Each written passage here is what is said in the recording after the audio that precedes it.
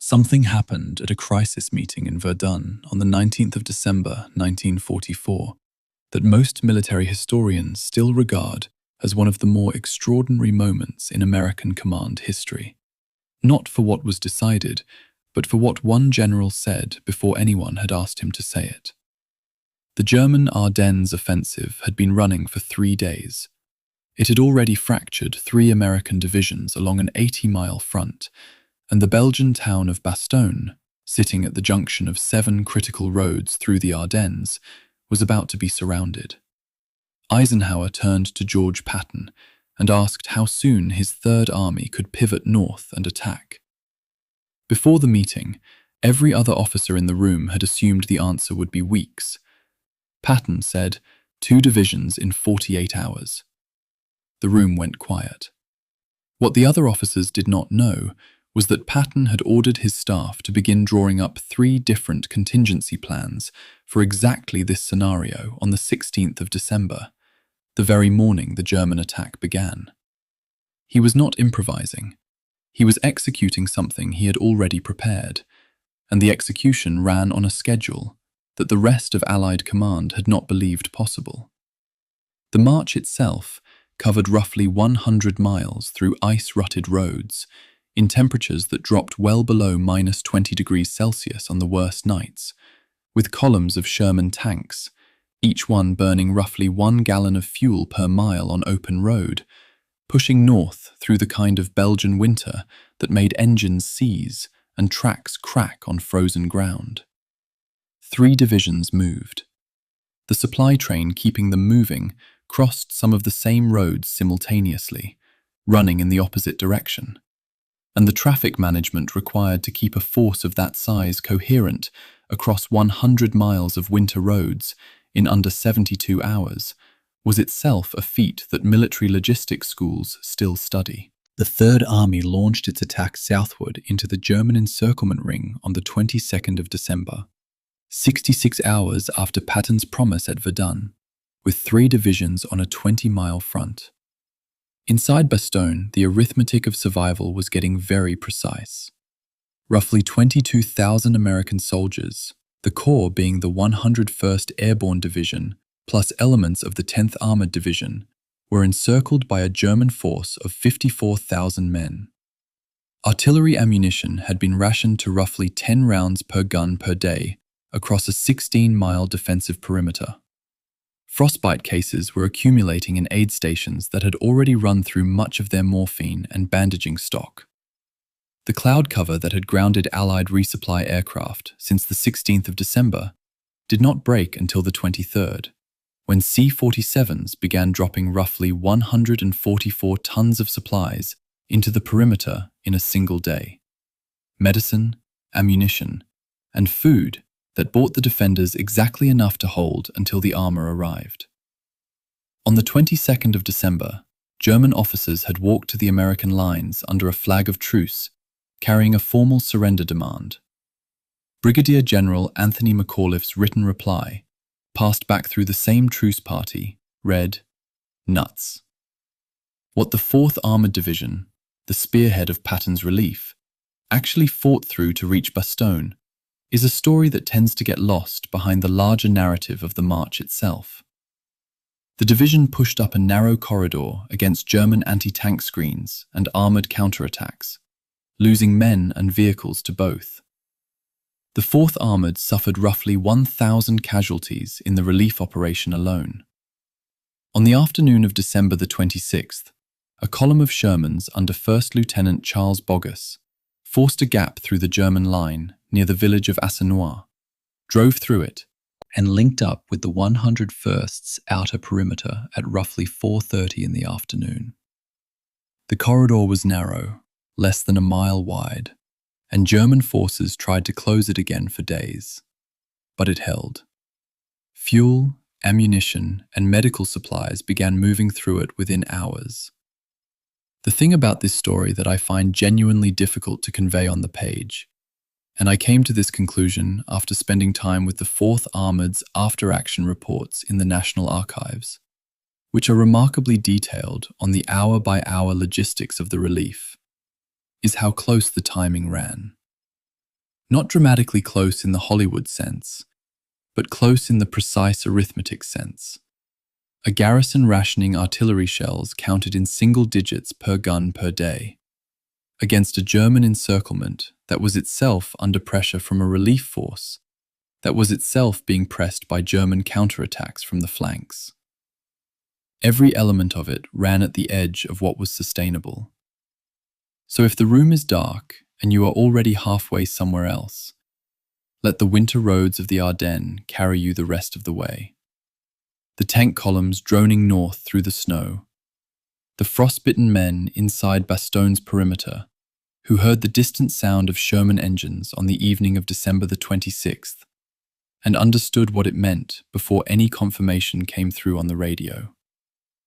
The whole story, Verdun, the march, the siege, the corridor torn open at Assenois, is what this documentary holds from first minute to last. This is the entire history of the race to Bastogne, Patton's 100-mile winter march, Third Army's daily intelligence files from the 23rd of November, 1944, that most historians walk straight past, isn't dramatic. It doesn't announce itself. It reads, in part, like a dry accounting of something the author wasn't entirely sure he was allowed to say out loud. Colonel Oskar Koch, the Third Army's intelligence officer, concluded his daily G2 report with a sentence that should have changed everything. This powerful striking force, with an estimated 500 tanks, is still an untouched strategic reserve held for future employment. 500 tanks, untouched, not engaged, not depleted, not accounted for on any order of battle map used by the Allied senior command. Just sitting somewhere in the interior of Germany, waiting. Koch knew what that meant. The question was whether anyone above him was listening. They weren't, not in the way that mattered. This documentary is about a race, roughly 100 miles of frozen road, contested ground, engine failures, and broken bridges, all compressed into the first week of a Belgian winter that nobody had planned for. But before you can understand the race, you have to understand why it was necessary. And to understand that, you have to sit for a moment with the peculiar intelligence failure that preceded it. A failure not of collection, not of raw information, but of institutional willingness to believe what the evidence already showed. Koch had the data. He had it for weeks. And the system around him, from Eisenhower's headquarters at Versailles, down through 12 Army Group and into the First Army's assessment shop, had decided in advance that the Germans were finished. That prior conclusion shaped everything that followed. What Koch had done, from early November through the 9th of December, was methodical and, in retrospect, almost painful to read. He tracked German panzer divisions the way an astronomer tracks disappearing stars, not by where they were, but by where they had stopped appearing. Of 15 known German tank divisions in Western Germany, only 5 were still in contact with Allied forces by mid-November. The other 10 had vanished. Not destroyed, vanished. They'd been pulled out of the line, rested, re-equipped, and moved somewhere the aerial photographs couldn't clearly resolve. Simultaneously, Koch's photo intelligence teams were flagging extraordinary rail traffic. On the 18th of November alone, 226 German trains were observed moving toward the northwest. Not a trickle, not a routine logistics shuffle. 226 trains in a single day, all heading in the same direction as the quiet sector that Patton had already marked in his diary as trouble. I've spent time with Koch's book, G2, Intelligence for Patton. And what strikes me isn't the vindication narrative, though that's certainly there. What strikes me is how carefully he frames the failure. He doesn't call it blindness. He calls it a failure of evaluation and application. That distinction matters enormously. The raw intelligence existed and was being filed through correct channels. What failed was the interpretive step, the willingness, at senior levels, to take dissenting analysis seriously when it contradicted the institutional narrative of German exhaustion. Koch's reports were believed by exactly the people who received them whole. Patton believed them. Patton acted on them. Everyone else received them summarized, filtered, and placed in competition with a much larger volume of comfortable contrary evidence. By the 9th of December, Koch had connected enough dots that he asked for a special briefing. He laid out the full picture for Patton. 4 panzer divisions refitting near Paderborn, identified by the end of October.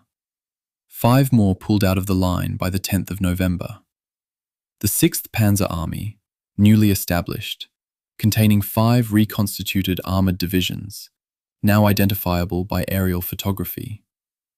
9 German divisions opposite the 8th Corps alone. That's the Corps sitting quiet along the Ardennes sector, while the entire Third Army faced fewer than 6. The arithmetic was uncomfortable and precise. Koch told Patton directly that in the scenario he was describing, the enemy held a 2-to-1 advantage, held the psychological initiative, and held terrain that favoured the attacker moving west.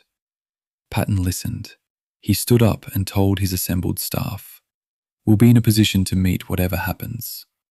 That phrase, "we'll be in a position," is the operational hinge of this entire story. It sounds like bravado. It wasn't. Within hours of Koch's briefing, Patton had instructed his Chief of Staff, Brigadier General Hobart Gay, and his operations officer, Colonel Haley Maddox, to begin developing specific contingency plans.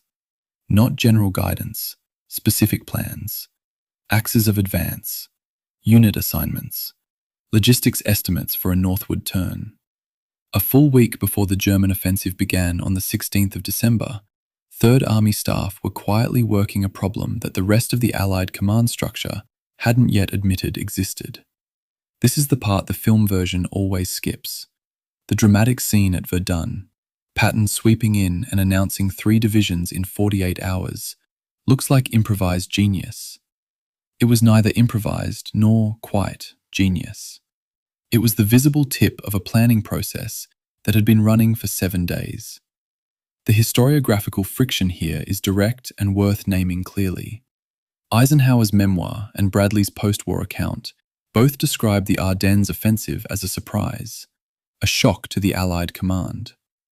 Koch's own book, the Third Army G2 Daily Reports, and Patton's diary entries from November and December contradict that narrative in specifics, not in generalities. This isn't a case of one source being dishonest and another being truthful. Eisenhower and Bradley were surprised. Koch and Patton were not. Those 2 things can both be true simultaneously, because they describe 2 different institutional environments operating on the same raw information and reaching opposite conclusions.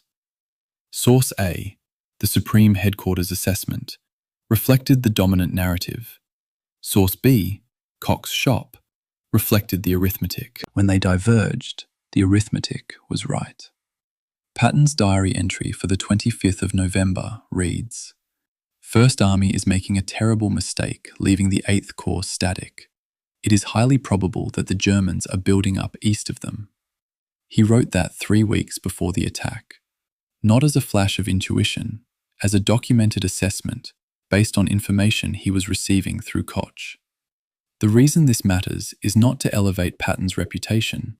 His reputation doesn't need elevating here, and hagiography is not what this documentary is doing. The reason it matters is that it demonstrates something structural about intelligence failure. The problem wasn't the absence of warning. It was the architecture of an institution that filtered warnings out before they reached the people who needed them most. There's a figure embedded in the December 9th briefing that I keep returning to because it carries the whole operational logic in a single data point. Koch had identified that of all the German divisions facing First Army, almost all of them were positioned in front of one corps, Middleton's 8th Corps, in the Ardennes. That sector had been chosen precisely because it seemed quiet. Green divisions were resting there. Battle-worn divisions were recovering. The sector was used as a convalescent zone, which meant it was thinly held, minimally patrolled, and bureaucratically categorized as low priority. The Germans had read the same logic and chosen the same sector for exactly the opposite reasons. A sector everyone agreed was unimportant was, by that very agreement, the most dangerous place on the entire Western Front. What we're left with, before a single German soldier has moved on the 16th of December, is this.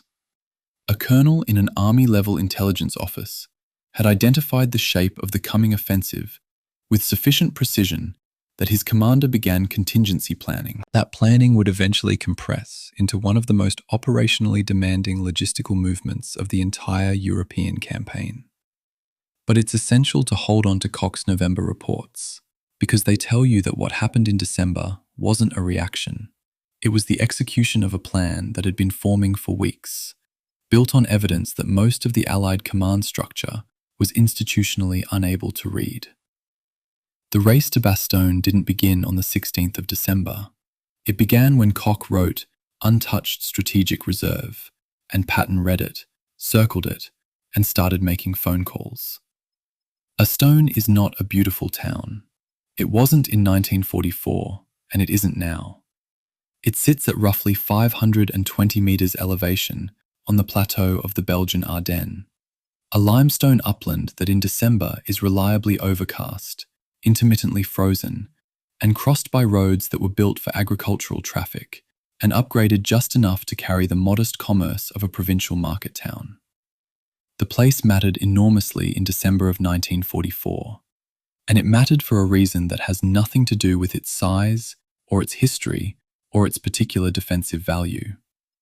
It mattered because 7 main roads converged there. 7 roads through terrain where roads were rare, where the geology produced deep gorges and steep river valleys that channeled movement onto fixed axes, where a tank column that left the tarmac immediately found itself in mud, snow, or forest. Whoever held Bastogne held the hub of the wheel. Without it, you couldn't move armor west at speed. Without it, the German offensive's logistical tail had no reliable axis. The town itself was incidental. The road geometry was everything.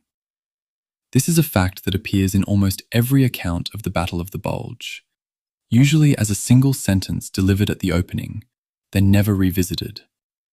I want to revisit it, because the road geometry explains every decision that follows. German, American, and Belgian. And it explains them in a way that strips the narrative of any sense of improvisation or luck. The 7 roads weren't discovered under fire in December of 1944. They were on the maps.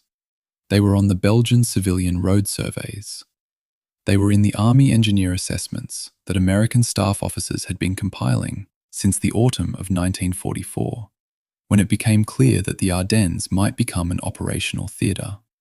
General Eisenhower's British Major General John Whiteley recommended Bastogne as the pivot of the Allied southern defence on the evening of the 16th of December, the same evening that Middleton, commanding 8th Corps, independently chose Bastogne as his defensive centre. 2 separate chains of command, reading the same roadmap, reached the same geometric conclusion within hours of each other. That's not coincidence. That's engineering logic. To understand why the road geometry was so decisive, you need to understand the Ardennes as a movement problem rather than a tactical one. The region is approximately 160 kilometers wide and 80 kilometers deep, sitting between the Meuse River to the west and the German border to the east. The surface is primarily a limestone plateau cut by river valleys, the Ourthe, the Chour, the Salm, the Amblève, that run northwest to southeast and create natural barriers perpendicular to any westward advance. The forest is dense, the slopes are steep, and the valleys are, in several places, genuinely impassable for armour. This means that mechanized movement in the Ardennes is not free-ranging. It's channeled along a specific set of routes, and the routes converge on a small number of towns. Bastogne is the largest of those convergence points. Saint-Vite, to the north, is the second. Control those two towns, and you control the movement of everything heavy through the southern Ardennes. The German plan, Operation Watch on the Rhine, known to the Allies eventually as the Ardennes Offensive, required capturing or bypassing Bastogne quickly. The 47th Panzer Corps, assigned to the central thrust, had the 2nd Panzer Division and the Panzer Lehr Division as its primary striking forces. The plan was to move fast enough past Bastogne that the town could be screened and bypassed while the panzers pushed toward the Meuse. The Panzer Lehr was one of the best equipped formations in the German army. The 2nd Panzer had combat experience stretching back to the opening of the war. What neither division had, in sufficient quantity, was time and fuel. The fuel problem is discussed elsewhere in this documentary in detail. The time problem was Bastogne. Every hour the columns spent fighting around the town, rather than driving through it, was an hour the Allies used to move forces into blocking positions. And the Americans, as it turned out, moved faster than the Germans had calculated. The 101st Airborne Division arrived in Bastogne on the 18th of December, having driven north from Reims in open trucks in the middle of the night, without winter gear, without full ammunition loads, without knowing precisely what awaited them. The division had been resting and refitting after Market Garden. Its men were not prepared for a December siege in the Belgian Ardennes. What they had was training, unit cohesion, the institutional confidence of an airborne division that had fought its way through Normandy and Holland, and a commander, Brigadier General Anthony McAuliffe, who understood immediately that Bastogne had to be held. Not because headquarters had told him so, because he looked at the roadmap. The same roadmap every other commander with access to Belgian survey data was looking at. The geometry was obvious to anyone who traced the routes. If the Germans took Bastogne, the roads opened up. If the roads opened up, the Meuse was reachable. There's a historiographical argument about who deserves credit for the decision to hold Bastogne: Eisenhower, Whiteley, Middleton, or the geometry itself. I think the argument is, in a meaningful sense, beside the point. The decision to hold Bastogne was made by the terrain before any general issued an order. The generals simply recognized what the terrain had already decided. What they contributed was the speed of recognition and the speed of movement. Getting the 101st into Bastogne before the German encirclement closed completely, which happened at approximately 1400 hours on the 21st of December, when German forces cut the last road into the town. 2 days of open road, that was the margin. 2 days during which the American forces poured into a position that the geometry of the Ardennes had already identified as the only defensible pivot point for the southern flank. The encirclement, once complete, created a perimeter of roughly 20 kilometers in circumference, enclosing Bastogne and its garrison of approximately 14,000 soldiers. The perimeter ran through farmland, forest edges, and the outskirts of several small villages. It wasn't a clean line. It was an improvised defensive position built from whatever units were available. The 101st's 4 infantry regiments, elements of the 10th Armoured Division's Combat Command B, miscellaneous engineer and artillery units, and a collection of stragglers from the 28th Infantry Division, who had been fighting since the 16th. They dug in. They held. They would hold for 8 days before the first external contact was made. From the German side, the encirclement was partly a success and partly a strategic concession. The 47th Panzer Corps' plan to bypass Bastogne quickly had failed. The 2nd Panzer Division pushed west. It eventually reached the farthest point of the German advance, approximately 6 kilometers from the Meuse, before running out of fuel and being destroyed by American armor in late December. The Panzer Lehr was drawn into the fighting around the western perimeter of Bastogne, which was precisely where the German operational plan could not afford to use it. The decision to screen Bastogne rather than reduce it was tactically sensible, but strategically costly. It tied down formations that the drive to the Meuse needed, and it left a road hub in American hands that would prove essential to the eventual counteroffensive. What the German command appears not to have anticipated, and the Ethan interrogation records are clear on this, though we'll examine that source in depth later, was the speed at which Third Army could reorient. They had studied American operational tempo. They'd watched the First Army and had developed a mental model of how long American formations needed to turn, resupply, and attack. That model, constructed from months of observation, was already obsolete by December of 1944. Third Army had been in continuous movement and combat since August. It had refined its logistics to a degree that the Germans weren't tracking. And it had, sitting in its intelligence shop, 7 weeks of warning that something was coming in exactly this sector. The 7 roads at Bastogne pointed north. They also pointed south. And from the south, 3 American divisions were already turning.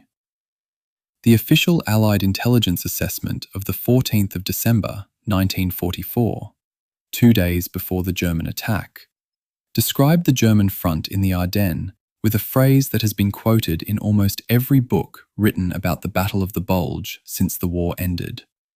The crust of defences, it said, was thinner, more brittle, and more vulnerable than it appears on our G2 maps. Read that sentence carefully. It's saying something stranger than it seems. It's not saying the situation is dangerous. It's saying the situation is better than the maps suggest. More vulnerable means more exploitable. The author of that sentence believed the Germans were weaker than even the intelligence maps showed. 48 hours later, roughly 250,000 German soldiers moved west through the Ardennes in the largest counteroffensive on the Western Front since 1940. Koch's Third Army G2 report from the 14th of December said something different. That report noted, "It is evident from the determined hoarding of 6th Panzer Army units that the enemy is making every effort to employ this armour in a coordinated effort. He is already bending over backward to avoid piecemeal commitment." 2 documents, produced the same day, reading the same situation, reaching opposite conclusions. One comes from Supreme Headquarters Allied Expeditionary Force. The other comes from an Army-level intelligence shop in Lorraine. The institutional weight of the first document vastly exceeded the second. The second document was right. The ultra question sits at the center of this divergence, and it's worth handling precisely. Ultra was the Allied signals intelligence program, the ability to decrypt German communications encoded by Enigma machines that had provided extraordinary intelligence throughout 1944. By December, Ultra was a fixture of Allied planning. Senior commanders had come to rely on it as a reliable indicator of German intent. The problem was structural. Ultra worked because the Germans used their Enigma-encoded radio networks. When the Germans stopped using radio for a specific operation, when they shifted to landline telephone, to couriers, to face-to-face briefings, Ultra went silent. And silence, in an intelligence environment conditioned to treat Ultra as the primary signal, was easily misread as an absence of enemy activity rather than as evidence of deliberate communications security. The Germans had learned, by late 1944, that their radio security was imperfect. They didn't know about Ultra specifically, but they knew that Allied air power often appeared with suspicious precision over positions that had been discussed on the radio. The planning for the Ardennes offensive was conducted almost entirely on landline and in person. Unit movements were conducted at night, in bad weather, without radio transmissions. The Wehrmacht imposed strict communications silence across the entire build-up area. The result was that the sector of the front most heavily reinforced by Germany produced the least radio traffic, and therefore the least ultra-intelligence, in the weeks before the attack. From the perspective of a SHAEF analyst reading the intercepts, the Ardennes looked quiet because it was quiet on the frequencies being monitored. The absence of signal was not absence of activity. It was the sound of a very large force moving very carefully. Koch had anticipated this possibility without knowing its mechanism. He wasn't relying primarily on ultra. He was using aerial photography, prisoner interrogation, agent reports, and, crucially, the negative evidence of missing panzer divisions. Units that disappear from the line without being accounted for by casualties or confirmed redeployment are not units that have gone away. They're units you've lost track of. Losing track of 10 panzer divisions in Western Germany is not a reassuring development. It's a crisis-level intelligence gap, and Koch treated it as such. Schaeff treated it as confirmation that the Germans were husbanding their remaining armour in exhausted reserve formations, too depleted to mount significant offensive operations. Both interpretations were consistent with the available evidence. Only one was correct. I find myself, working through these documents, almost frustrated by how close the truth was to the surface of the available evidence in early December. The rail traffic figures alone, 226 trains on the 18th of November, should have triggered a reassessment. That's not a resupply movement. That's a concentration. The photo interpreters knew it. Koch's shop knew it. The information moved up the reporting chain, was weighed against the consensus picture of German exhaustion, and was downgraded. Not suppressed, not ignored. Downgraded. Assigned less significance than the accumulated weight of previous assessments that pointed the other way. This is what institutional confirmation bias actually looks like in a primary source record. It doesn't announce itself. It operates through the quiet mechanisms of weighting and synthesis, through the professional reluctance to tell senior commanders something they don't want to hear, through the accumulated credibility of previous correct assessments that make the current incorrect one seem continuous with a reliable track record. The Germans went to radio silence across the entire front on the 15th of December. Patton noticed immediately and re-emphasized to his staff that the 8th Corps' passivity was an invitation. The next day the attack began. By evening on the 16th, a salient of alarming depth had been driven into the 8th Corps sector. Bradley, in Luxembourg City with his headquarters, initially characterized the attack as a spoiling offensive, a German effort to disrupt Third Army's forthcoming push toward Frankfurt. Eisenhower, watching the map, saw it differently. "That's no spoiling attack," he said. He was right about that. He'd been wrong, or at least credulous, about everything in the days preceding it. The editorial position on this source conflict is specific. The Schaeff assessment of the 14th of December did not fail because its author was incompetent or dishonest. It failed because the assessment process had structural features that systematically downgraded dissenting analysis. Koch's reports were accurate and undercirculated. Schaeff's summary was inaccurate and overcirculated. Both documents reached the same senior commanders. Only one of them changed how those commanders thought about the situation. This is a lesson that the post-war American military intelligence community took seriously enough to institutionalize. The requirement for structured analytical disagreement, mandatory red team assessment, and formal dissent channels. Those mechanisms were developed precisely because December of 1944 demonstrated what happens when they don't exist. Patton picked up the phone on the evening of the 18th of December before Bradley had finished explaining the situation and said, "Stop the 4th Armoured in its tracks." Not, "I'll think about it." Not, "Let me consult the map." Stop it. Bradley was still describing the scale of the German breakthrough in the 8th Corps sector when Patton, already moving, issued an order that began repositioning one of his best armoured divisions toward a battle that officially hadn't yet been assigned to Third Army. He'd been expecting something like this for weeks. Koch's briefings had given him the shape. The specific timing was a surprise. The response wasn't. What happened in the hours between Patton's phone call with Bradley on the 18th and the Verdun meeting on the morning of the 19th is the actual operational achievement of the Bastogne relief.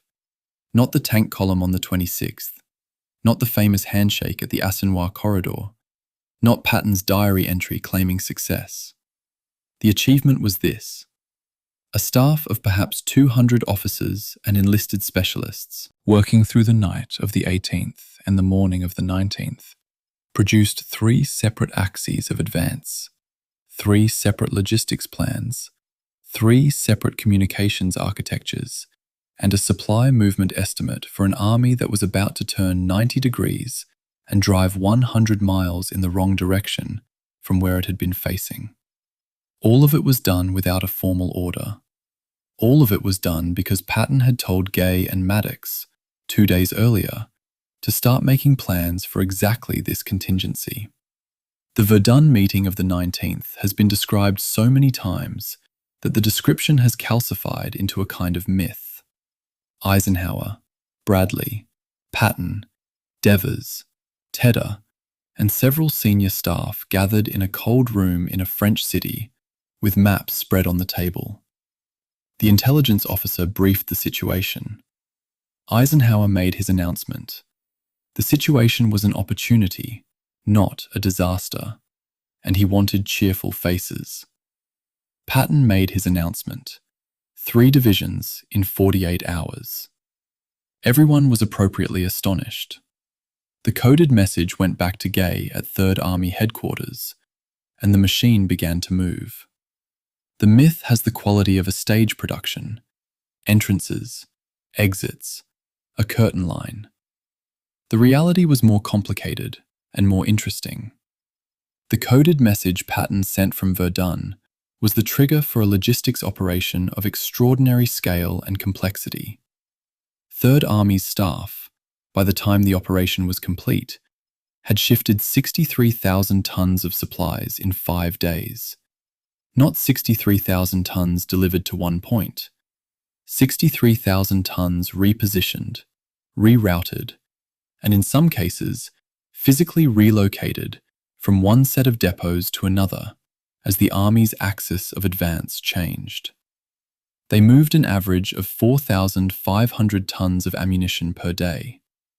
They distributed hundreds of thousands of new maps, 57 tons of paper, printed and sorted by grid reference, loaded onto trucks and driven through winter roads to distribution points along the new route of advance. Transport officers reconnoitered 2,800 miles of road to assess conditions, load capacities, and bridge ratings. An entirely new field communication system was built from scratch. 20,000 miles of telephone wire strung by engineering teams across Luxembourg and Belgium in roughly 72 hours. 20,000 miles. That's the distance from New York to Tokyo and back again, in copper wire, laid by men in the dark, on frozen ground, in 3 days. Me sitting with those figures in the 3rd Army's logistics appendix, and I'll admit it took me a while to accept them as real, rather than retrospective embellishment. What strikes me is the gap between the scale of the achievement and the invisibility of the people who accomplished it. Patton's diary records his conversations with generals. The after-action reports record divisional movements. The logistics appendix is where the nameless army lives. The transport officers with clipboards and frozen fingers checking bridge ratings at 3 in the morning. The signal corps teams unreeling wire from truck-mounted drums in snowfall. The supply sergeants rerouting ammunition manifests for units that had been moving east 24 hours earlier and were now moving north. Patton knew where the credit belonged. He wrote, after the operation, that the highly complicated road and supply movements were only made possible by the old and very experienced general staff of the 3rd Army and the high discipline and devotion to duty of all the units involved. That's a general being more honest than generals usually are about who actually runs a war. The 3 divisions assigned to the initial counterattack, the 4th Armoured, the 80th Infantry, and the 26th Infantry, were in different states of readiness when the order came. The 80th had been resting near Saint-Avold and was in reasonable condition. The 26th had just arrived at Metz, was absorbing 2,585 replacements, and had been 2 days into a 30-day training program when the order cancelled it. They rolled north to Arlon, completing their move just before midnight on the 20th of December. The divisional commander didn't learn his attack objective until the 21st, less than 12 hours before the assault was to begin at 0600 on the 22nd. That's not how you're supposed to do this. That's how you do it when there's no other option. The 4th Armoured Division's situation was more complicated, and it matters because the 4th Armoured would eventually open the corridor to Bastogne. The division had come out of the line on the 10th of December after 5 months of continuous combat.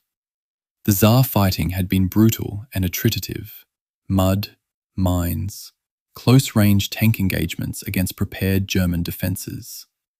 When the order came on the 18th to move north, the division was short 713 men and 19 officers in its tank and infantry battalions. It was also short 21 Sherman tanks. Not 21 tanks, temporarily deadlined for maintenance. 21 tanks missing. Vehicles the division had lost to combat or breakdown and couldn't replace because medium tank stocks across the entire European theatre were insufficient. The tanks that remained were, in many cases, operating on mileage well beyond their rated service life. Turret electrical traverse systems had failed on some vehicles, which meant the gunner had to crank the turret by hand. Tracks and motors were worn to the edge of viability. The 8th Tank Battalion alone shed 33 tanks to mechanical failure during its 160-mile rush to the Ardennes. 33 tanks, not to enemy action, to the cumulative stress of equipment that had been running continuously since before Normandy. This is the machine that was going to relieve Bastogne, not the sleek, well-supplied armoured force of the operational plans.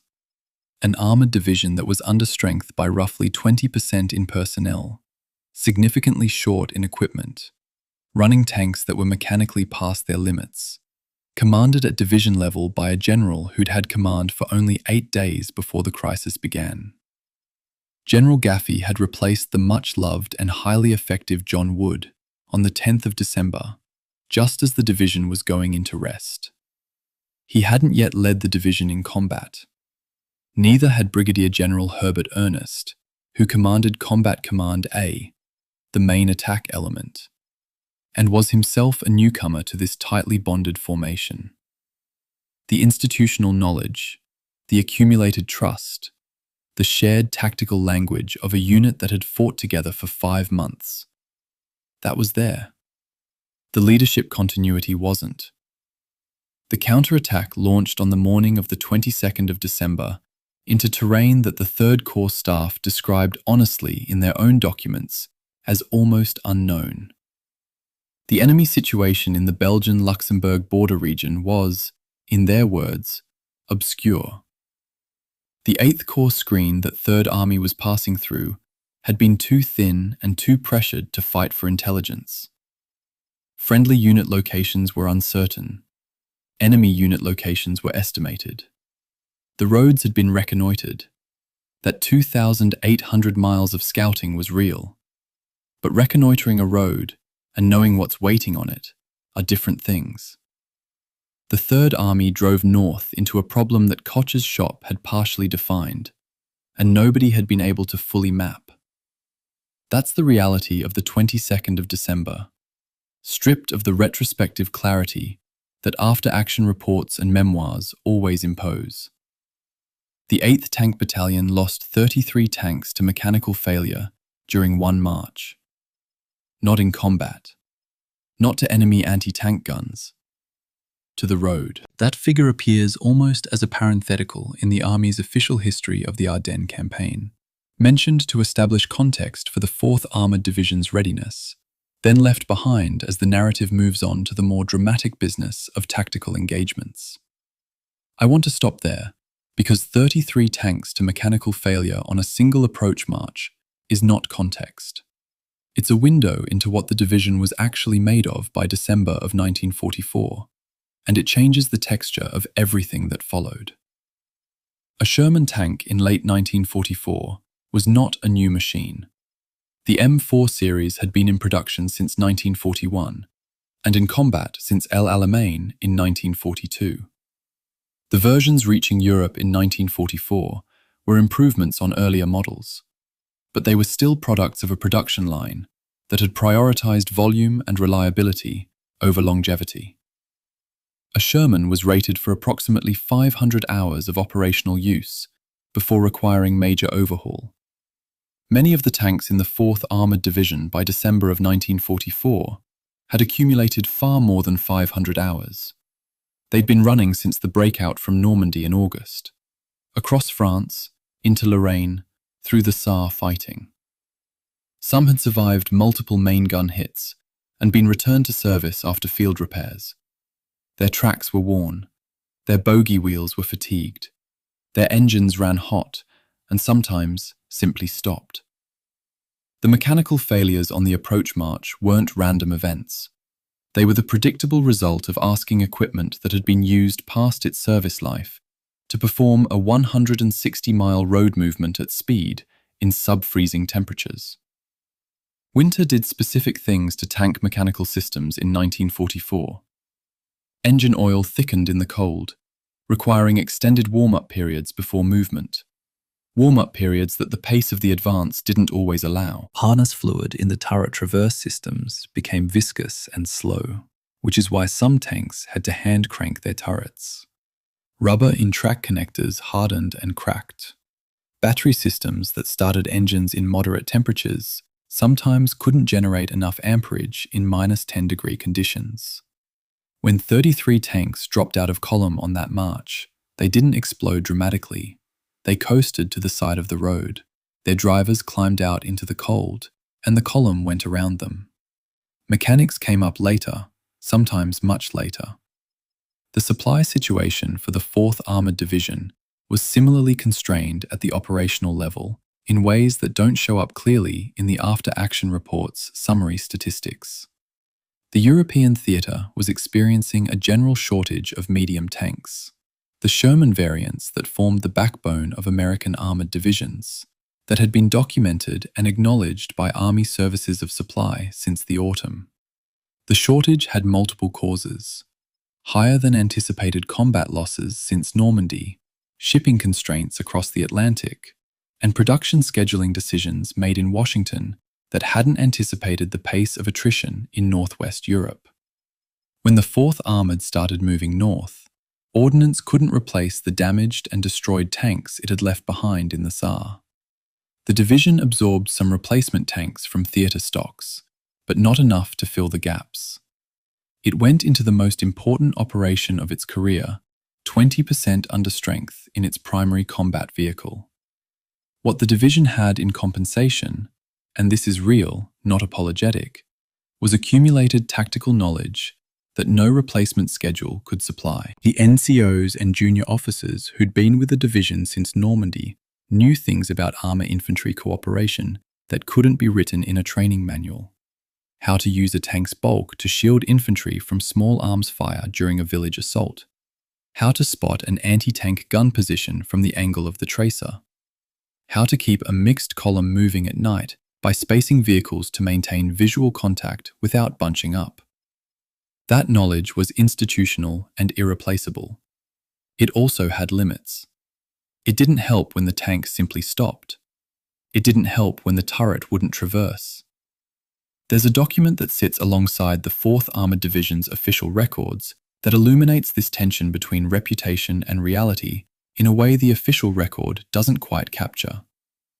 The HistoryNet account of the division's approach, drawn from veteran testimony collected decades later, describes what the soldiers understood about their own situation as they drove north from Lorraine on the 19th. They'd been told they were going to relieve Bastogne. They didn't fully know where Bastogne was. Some of them didn't have maps. The 57 tons of maps were still in transit. They knew they were tired. They knew their equipment was worn.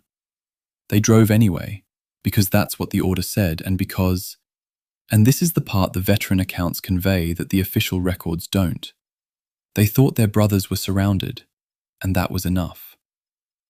The 26th Infantry Division's situation was different, and in some ways grimmer at the unit level.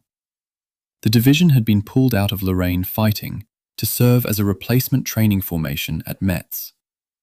It was in the middle of absorbing 2,585 replacements, men who had arrived from the replacement depots, having had, in some cases, a day or two at the Metz training ground before the German attack cancelled the program and the order came to move north. These were soldiers who had not yet learned what their specific regiment sounded like in combat, who hadn't yet developed the reflexive trust of men who've been shot at together.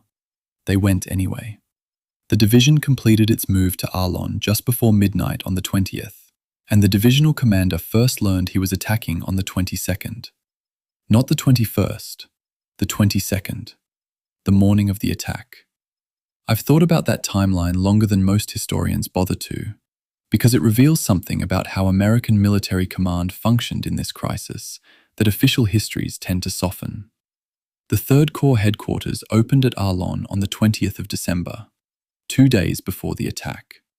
General Milliken, commanding a corps that had been, as yet inexperienced and untried, according to the Army's official history, was being asked to coordinate 3 divisions in a complex operation with almost no preparation time, over terrain he'd barely reconnoitred, against an enemy force of uncertain composition and location. The official history is honest about this.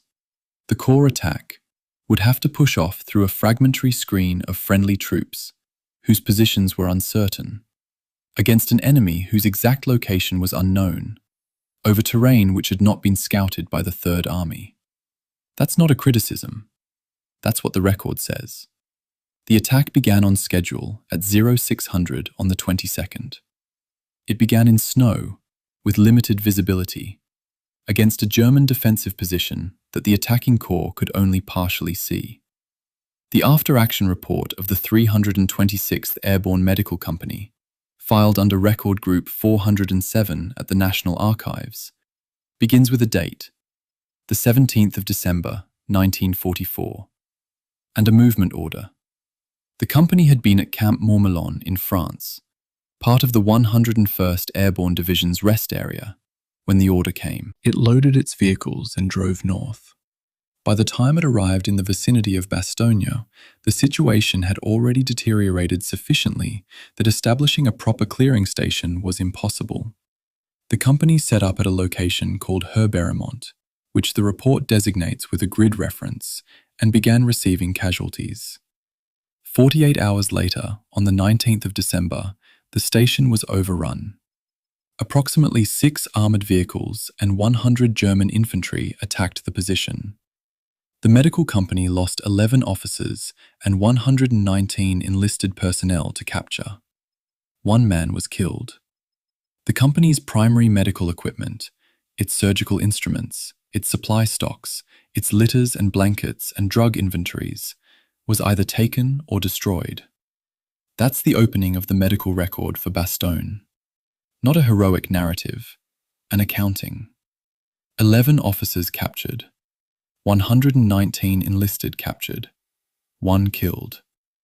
The clearing station, the facility designed to provide the garrison's second echelon medical care, gone on the 2nd day. What replaced it was improvised from what remained. A temporary second echelon clearing hospital established on the 21st of December, positioned in whatever building the surviving medical staff could requisition, operating with whatever supplies had survived or could be scrounged. The garrison of approximately 14,000 soldiers now had medical support that the after-action report describes in careful, non-editorial language. The gap between what the language describes and what it doesn't say is where the actual medical situation lived. Between the 19th and the 27th of December, the 326th surviving staff treated 943 American casualties. The report also notes, without comment, that 125 German soldiers were treated at the same facility. 943 American cases in 8 days, with a clearing station that had lost most of its equipment on the 2nd day. with surgical teams that didn't arrive by air until Christmas itself, the 25th, and with supply drops that began on the 23rd, but were insufficient to cover the caseload. The plasma situation was critical during portions of this period. Plasma was essential for surgical cases. It maintained blood pressure and fluid balance in patients who had lost significant blood, and without it, many surgical interventions became unviable. The report notes its unavailability without attribution of blame. It was unavailable because it couldn't get in. The town was surrounded. The airdrop of the 23rd of December is one of the more documented moments in the siege, and the figures are worth being precise about. 241 C-47 transport aircraft flew from bases in England and France to drop supplies over designated drop zones west of Bastogne. The total tonnage delivered was 144 tons. The operation was conducted under German anti-aircraft fire, at low altitude to improve drop accuracy, by Pathfinder teams that had marked the drop zones under fire.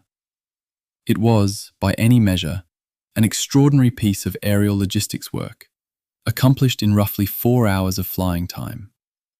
144 tons. Across a garrison of 14,000, that's approximately 23 pounds per person. When you break those 23 pounds down by category, artillery ammunition, small arms ammunition, medical supplies, food, fuel, the per-category figures become very small very quickly. The airdrop kept the garrison alive. It didn't solve the supply problem. It deferred it. The medical record from inside the perimeter is one of the few documents in the Bastogne archive that captures what the siege felt like at the individual level, without resorting to memoir conventions or retrospective narrative smoothing. After-action reports are written to explain what happened operationally. Medical reports are written to explain what happened biologically. They describe bodies rather than units, symptoms rather than tactical situations. The 326th report notes litter cases and walking wounded in specific numbers. On the 20th of December, 129 litter cases and 28 walking wounded were processed by the improvised clearing facility. Litter cases are soldiers who can't walk. They require 2 to 4 people to move them, stretcher-bearing space, and medical supervision. 129 litter cases on a single day, in a facility that had lost its equipment 48 hours earlier, staffed by medical personnel who'd had no sleep since the 17th.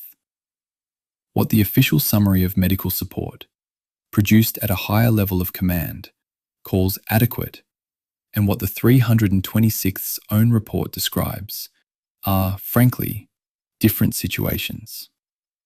The higher level summary uses adequate against the standard of whether men received some form of medical care. The unit report describes surgical operations conducted under conditions the report calls, in clinical understatement, less than optimal. No reliable plasma.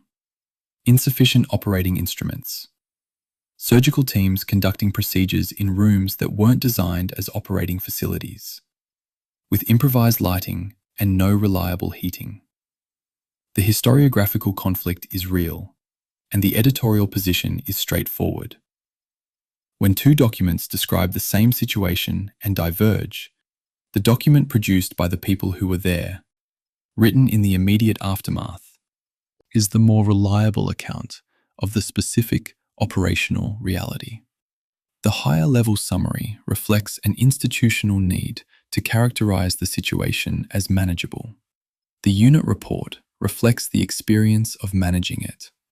The temperature inside the Bastogne perimeter during the siege is documented in Army weather records and confirmed in the after-action reports of multiple units. December in the Belgian Ardennes reached lows of approximately -20 degrees Celsius on several nights during the encirclement period. Daytime temperatures during overcast periods ran between -8 and -12. For soldiers in foxholes, and the perimeter was held by soldiers in foxholes, because the terrain didn't permit much else. Those temperatures produced a specific medical category that the 326th report tracks alongside battle casualties: trench foot and frostbite. Prolonged cold and moisture exposure, without the ability to dry and warm the feet, caused blood vessels to constrict, cutting oxygen to foot tissue. The process was silent and progressive. Men walked on feet that were already dying. When they removed their boots at a warming station or an aid post, the full extent of the injury became apparent. By then, it was often irreversible. The Army's doctrine on cold injury prevention was explicit. Soldiers were supposed to remove their boots twice daily, dry their feet, and put on dry socks. They were supposed to sleep with their feet elevated. They were supposed to have access to warming areas at regular intervals. None of this was possible for men holding a perimeter under intermittent artillery fire, in foxholes that were dug into partially frozen ground, in temperatures that froze the water in their canteens. The doctrine existed. The battlefield didn't permit it. The 326th report treats cold injury cases as a category of casualty without editorializing about the gap between what should have been preventable and what actually happened. That restraint is itself a kind of primary source honesty. The numbers are in the report. The conditions that produce them are in the weather records. The gap between them is the cost of holding Bastogne at those temperatures for 8 days. I want to be clear about something the medical record makes visible that the tactical narrative tends to obscure. The garrison that Third Army was racing to relieve was by the 25th of December carrying a significant accumulated medical burden that had been building since the 19th. The wounded from the first day's fighting, the cold injury cases, the surgical backlog from the period when plasma was unavailable, the psychological strain of 8 days of encirclement and artillery, all of that was present in the clearing facility when the first ambulances finally moved through the corridor on the 27th. The relief of Bastogne is usually described as a military event that occurred at a moment in time. The medical record describes it as a resolution of a biological crisis that had been accumulating for 8 days. Those are different descriptions of the same event, and the second one is harder to photograph. Chapter 7. The Staff Nobody Photographed. There is a photograph taken sometime in December 1944 that shows George Patton at a headquarters table, looking at a map, jaw set, eyes narrowed in the expression that photographers loved, and his subordinates recognized as the look that preceded an unreasonable demand. The photograph appears in dozens of books.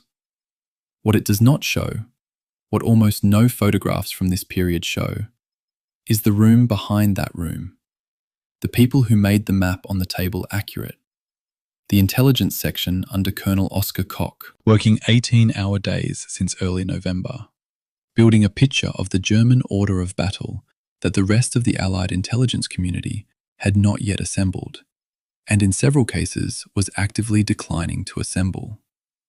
History photographed the general. The staff made the history. Koch's background was not glamorous. He was not a cavalry officer, not an armor man, not the kind of figure who generated memorable quotations at conferences. He was a methodical, careful, exhaustively prepared intelligence officer who had spent the autumn of 1944 doing something deceptively simple. He had been tracking German units that had disappeared from the map. Not units that had been destroyed, not units that had withdrawn in disarray, units that were simply gone, present on the order of battle one week, absent the next, their radio signatures vanishing in a way that didn't match either destruction or retreat. By November 23rd, Koch's daily G2 report gave that disappearance a name and a number. Approximately 500 tanks, it stated, were being held as an untouched strategic reserve. 500 tanks.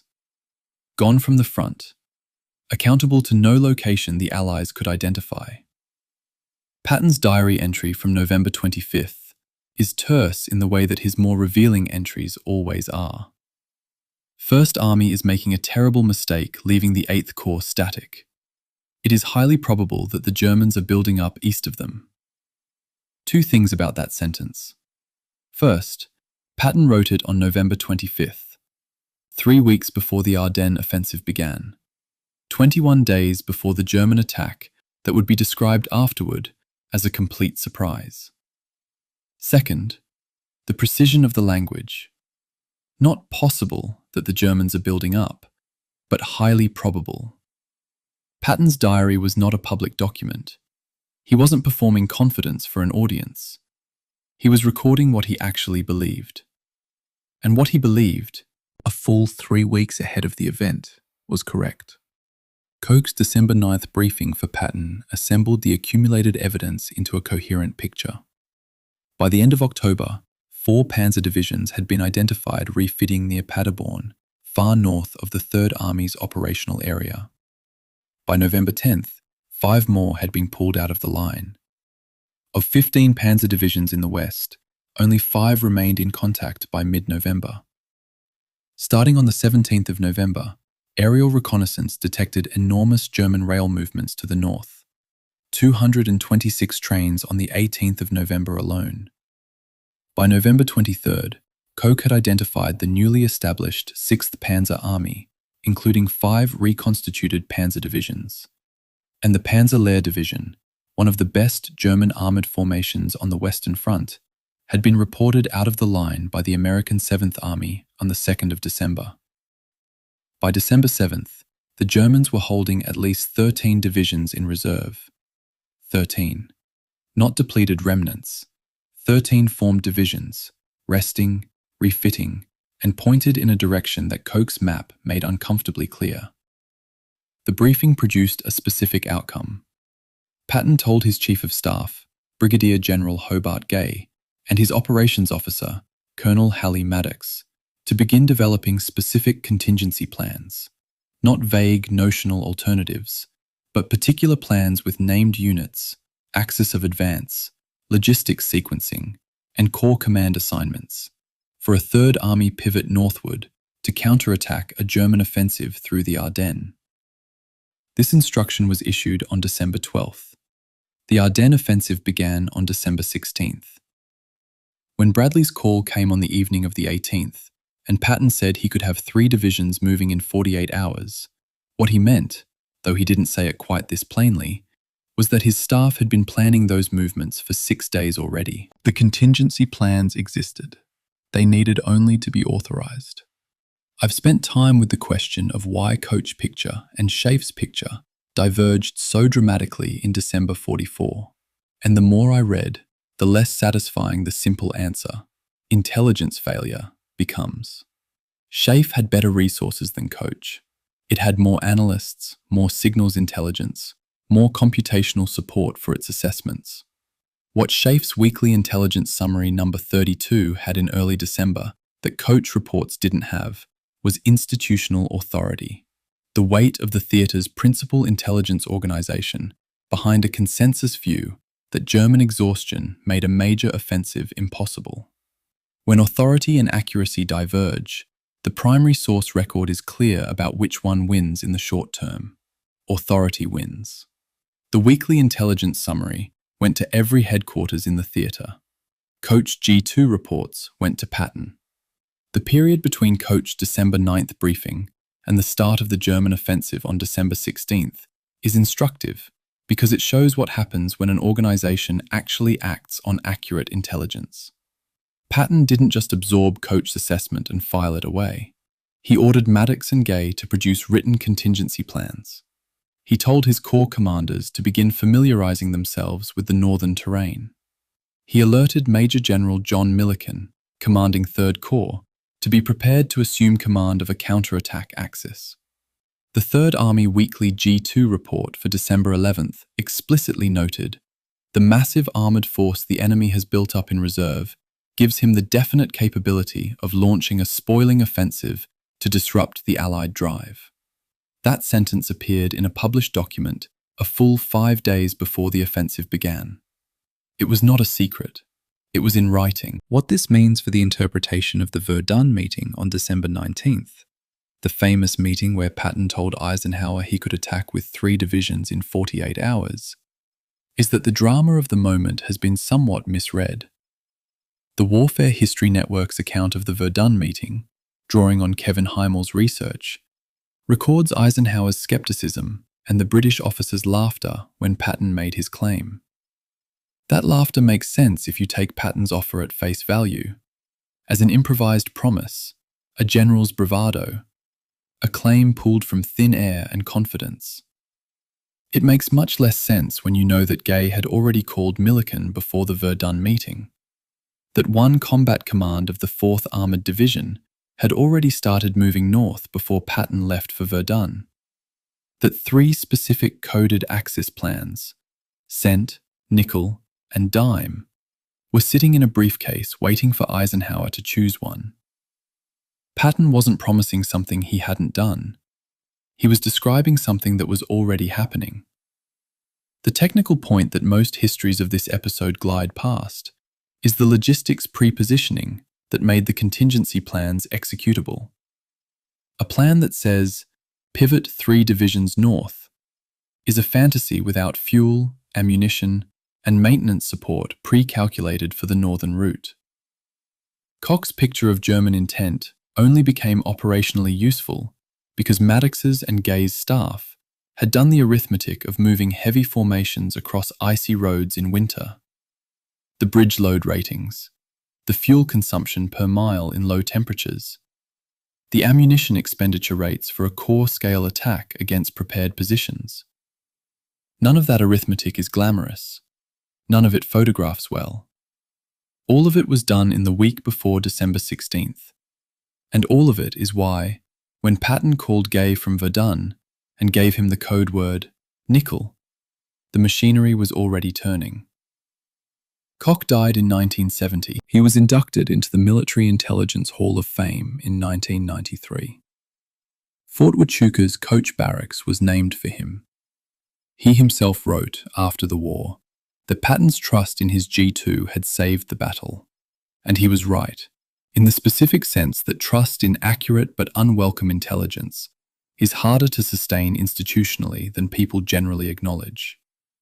Most senior commanders, in most organizations, in most periods of history, receive intelligence filtered through the preferences of the culture that generated it. Patton received intelligence filtered through the analytical discipline of Oscar Koch, who had been told, explicitly or by inference, that his job was to tell Patton what was true, not to confirm what the institution preferred to believe. That small structural fact, a general who wanted the truth from his intelligence officer more than he wanted comfort, is where the whole operation began. Chapter 8. The Pivot. On the evening of December 18th, 1944, a combat command of the 4th Armoured Division began moving north through icy roads in Lorraine, France, toward Longwy, Belgium. It did so before any formal order had been issued from higher command. It moved because Patton had told Gay to start moving, and Gay had told Gaffey, and Gaffey had told his combat commanders, and the whole chain of transmission had taken approximately 40 minutes from Bradley's phone call to the first tank track turning on the first road north.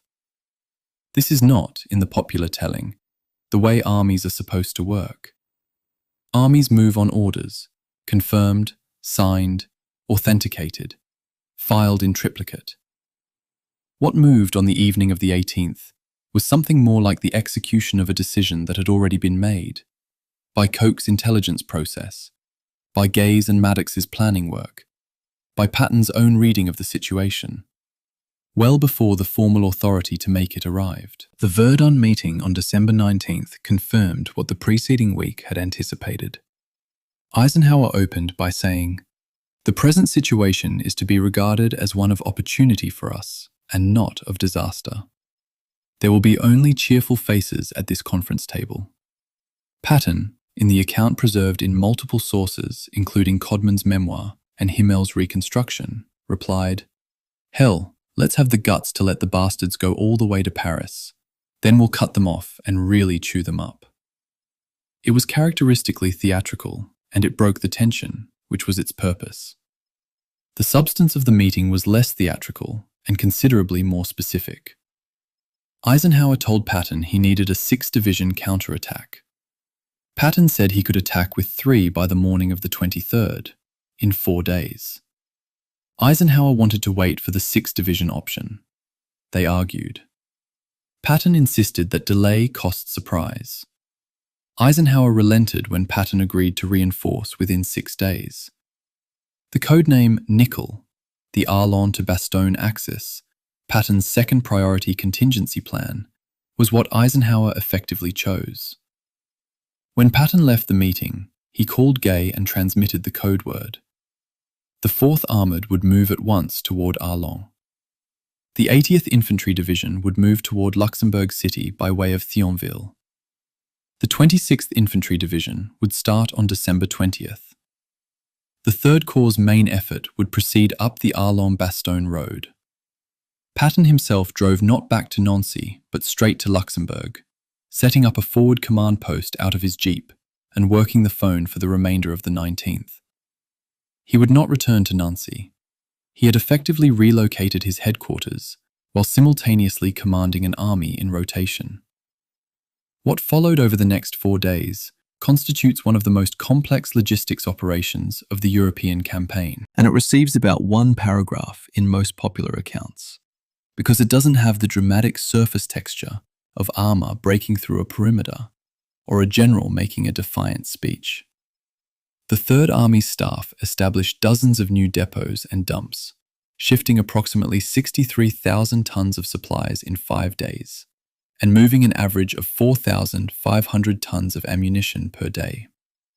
Hundreds of thousands of new maps, weighing 57 tons in all, were distributed to formations that were moving north into terrain none of them had surveyed from a planning perspective.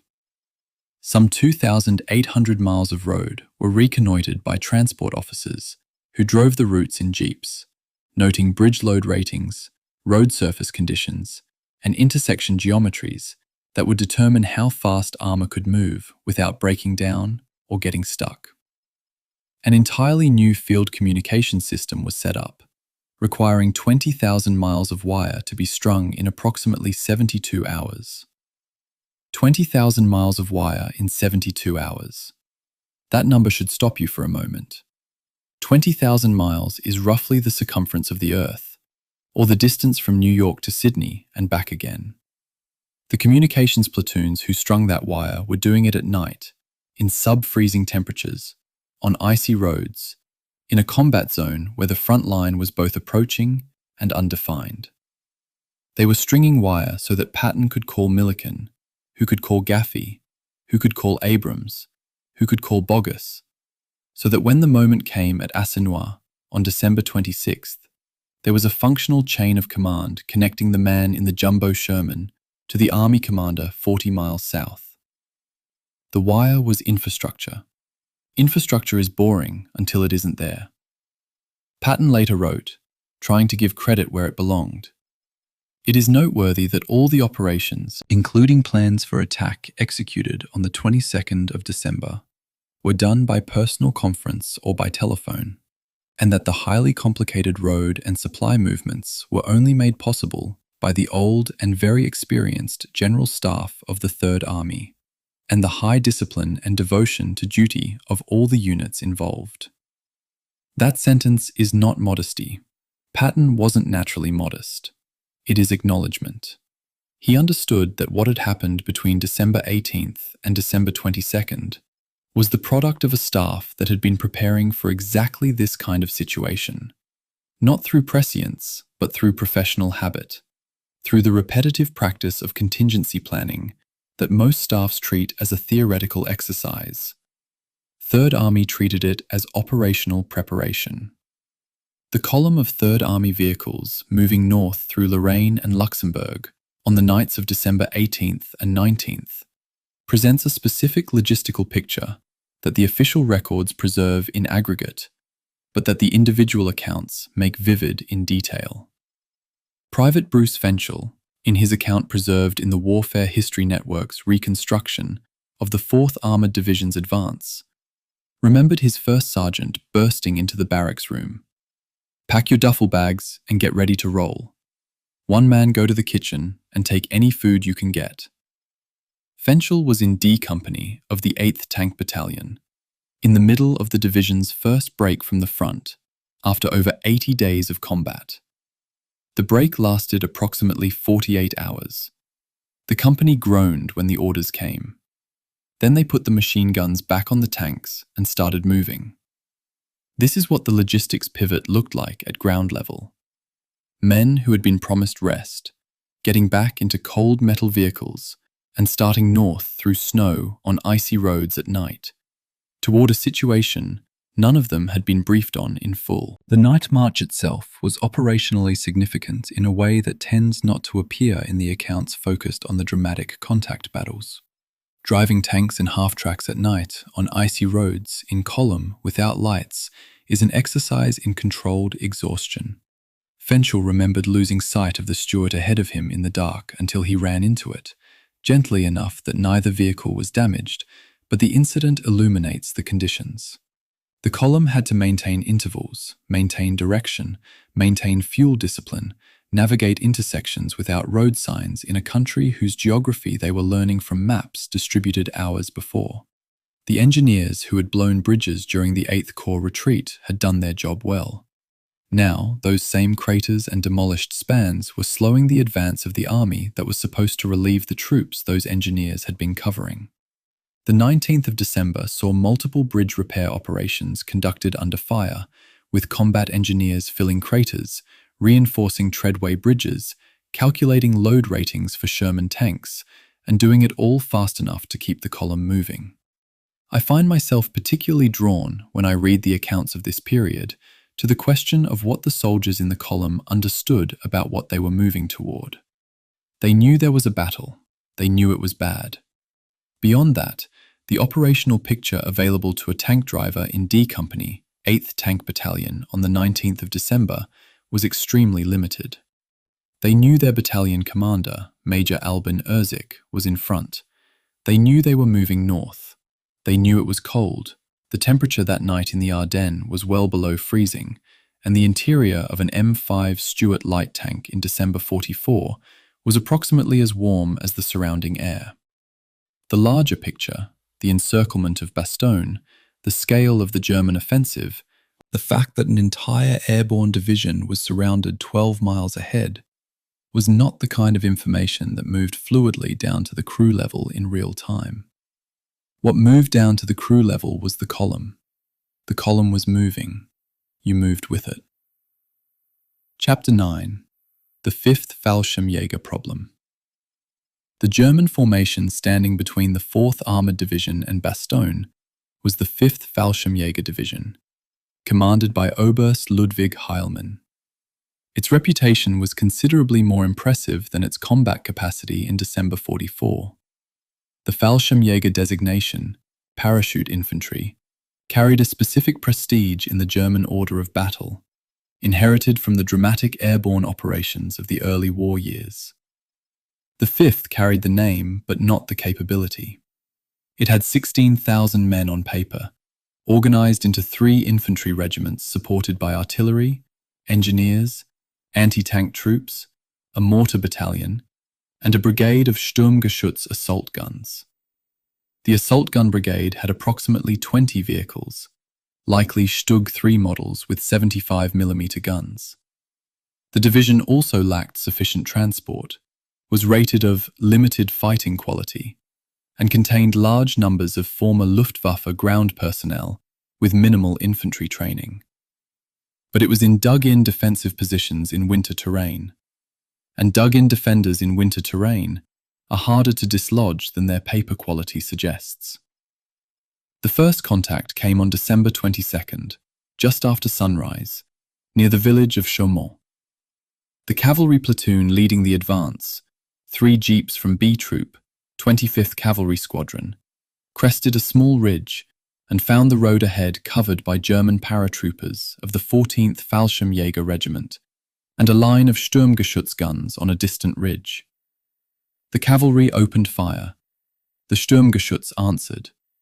2 jeeps were burning inside 60 seconds. Major Erzig ordered the Stuart light tanks forward to flush the German infantry from the tree line, while he arranged artillery against the assault guns. The fight to reach Bastogne, as the Warfare History Network reconstruction of the division's advance records, had begun, and it would not look like a race. It would look like a series of small, ferocious engagements in villages and woodlines and frozen fields, each one costing men and machines that would not be replaced before the next engagement.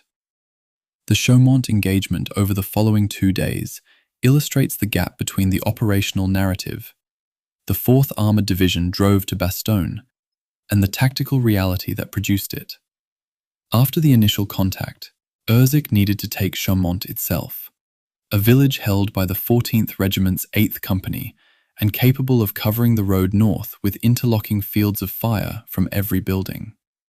He committed all of CCB, combined tank and infantry task forces, occupying high ground on 3 sides of the town, called in 3 battalions of artillery, and requested P-47 Thunderbolt fighter bombers when the weather briefly allowed.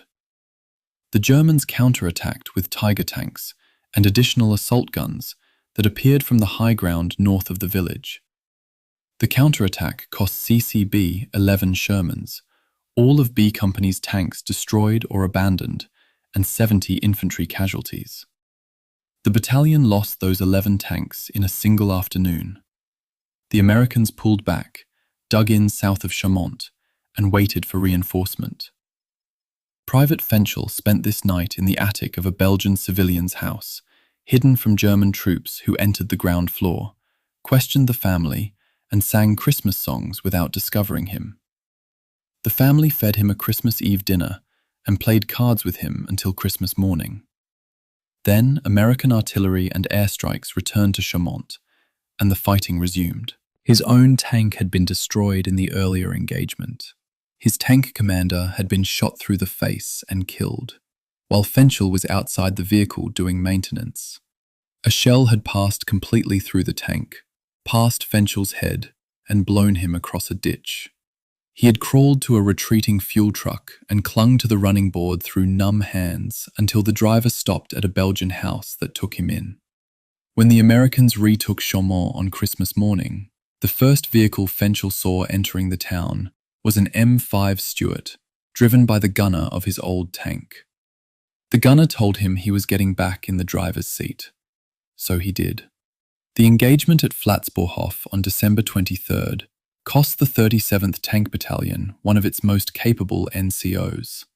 Sergeant John Parks commanded a Sherman in B Company under Captain Jimmy Leach. The company was pushing past a railroad embankment toward a clump of trees when Parks was ordered to advance and draw out German fire while the rest of the platoon covered him. He pushed forward, crossed the embankment, and was approaching the tree line when a bullet struck him just above his right eye. He fell into his hatch.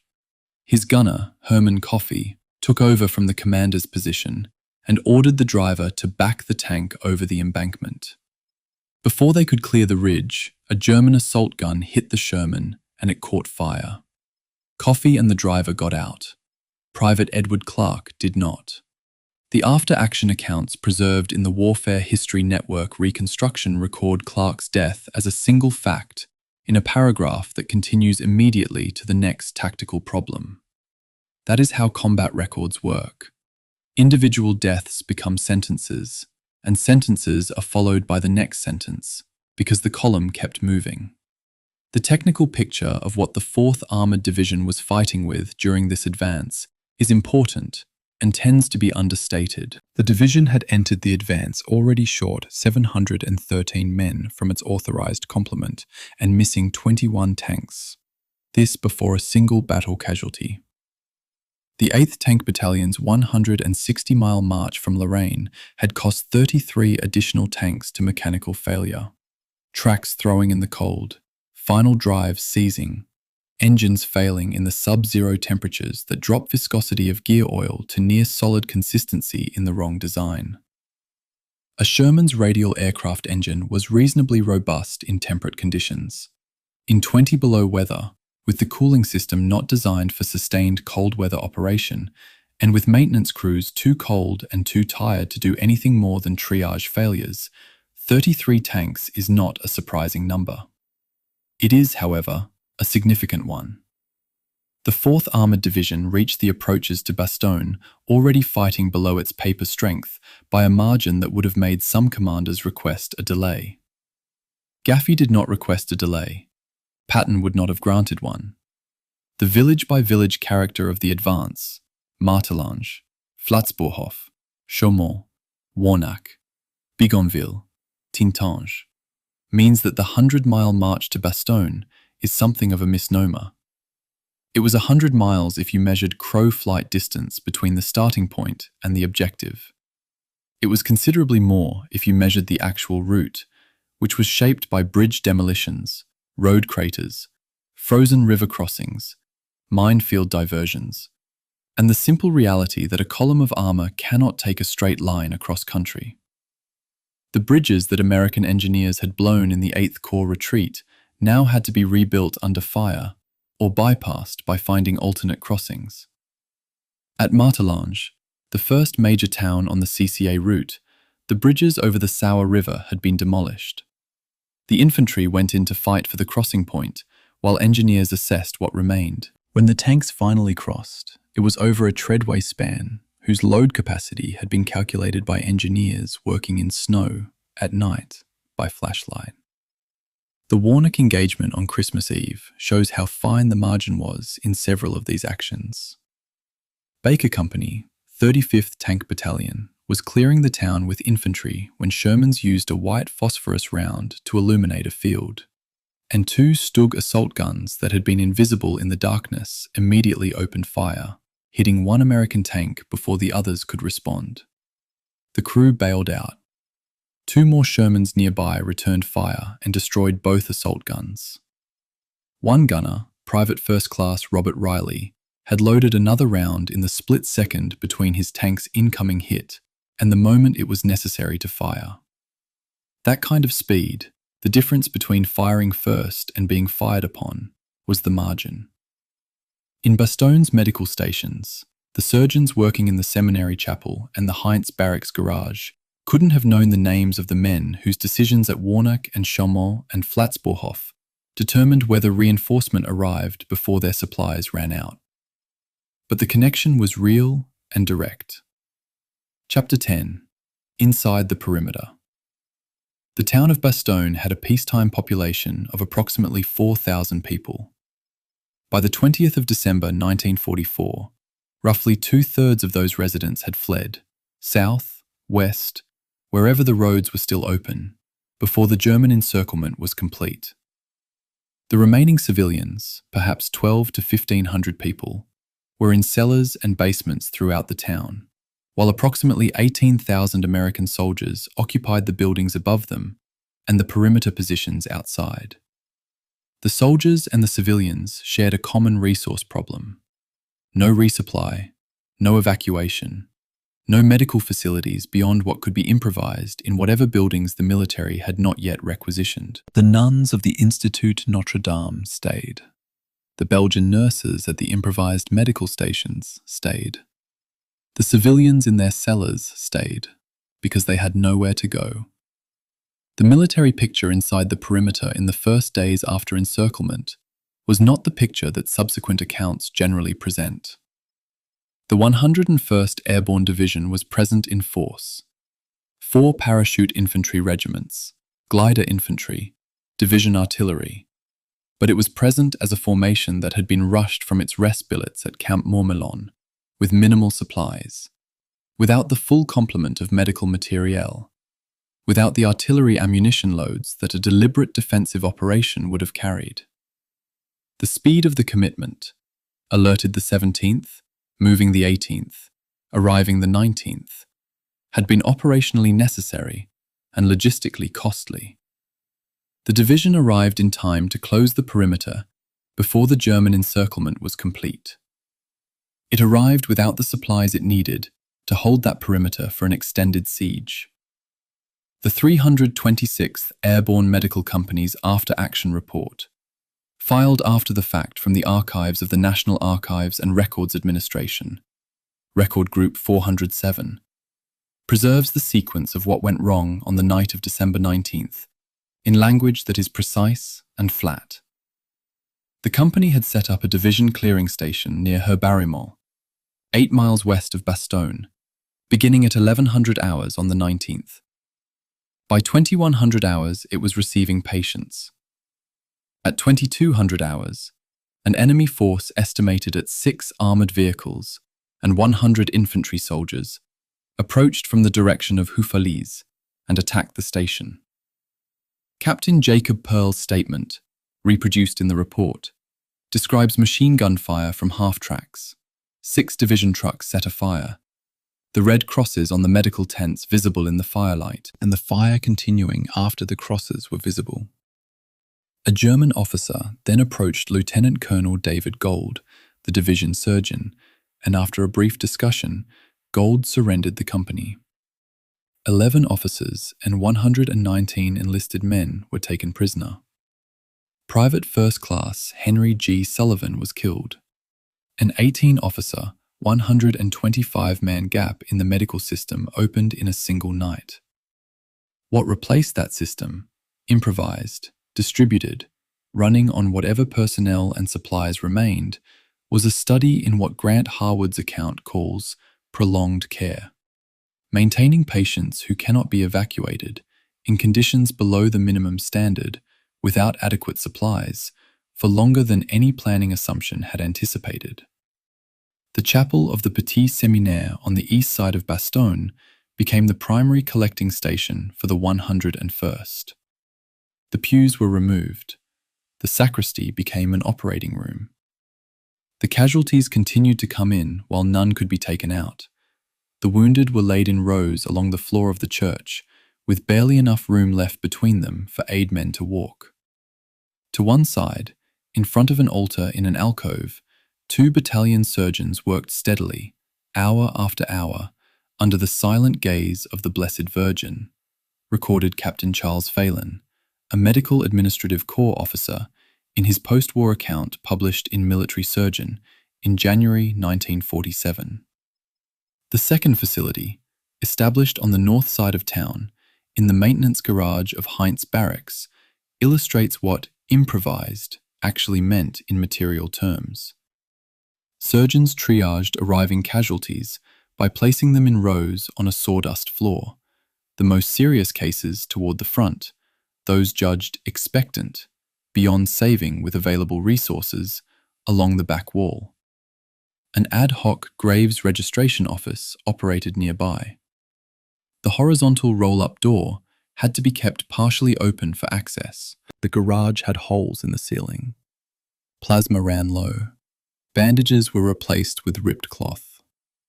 Lieutenant Pryor, after visiting the barracks station in search of supplies, returned to his own aid station and wrote what he described as a professional assessment.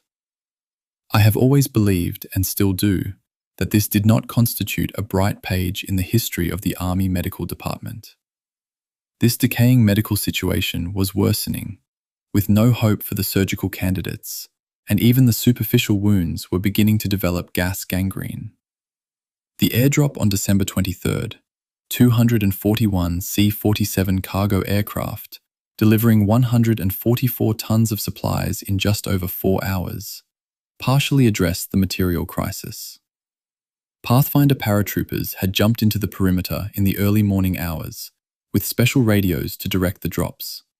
Without them, the aircraft would have been dropping blind into a contested perimeter in degraded weather conditions. The medical supplies in the drop included whole blood, though glass bottles broke on landing, and enemy shell fire destroyed a stored batch. Vaseline gauze, litters, blankets, atropine, tetanus toxoid, pentothal sodium, distilled water, syringes, and sterilizers. The inclusion of atropine and pentothal, anesthetic agents, confirms that surgery had essentially stopped for lack of anesthesia. These weren't items that any surgeon had thought to requisition specifically, They were what remained on the standard medical supply packing list when the planners back at 9 Troop Carrier Command filled the drop containers. The fact that the list happened to include what was most needed at Bastogne was a conjunction of planning and luck that the record does not permit you to distinguish clearly. The human detail that most forcefully stays with me in this period of the siege is not from the medical records. It is from the civilian account mentioned in Harwood's reconstruction. The Belgian nuns of the Institut Notre Dame, who helped care for both wounded soldiers and civilians who came to the school seeking shelter. The school had approximately 600 patients by the 23rd of December. Soldiers, some civilians, a mix of battle casualties and cold injury cases. The nuns cooked, changed dressings, kept records in a system that couldn't generate useful records because the normal bureaucratic infrastructure of medicine had collapsed. They stayed because they were there, and the patients needed someone to stay. Their presence in the medical records is a marginal notation. Their function was not marginal at all. By December 21st, Brigadier General McAuliffe, acting commander of the 101st while General Taylor was away at a conference, had recognized that the encirclement was complete and taken formal command of all forces in the pocket.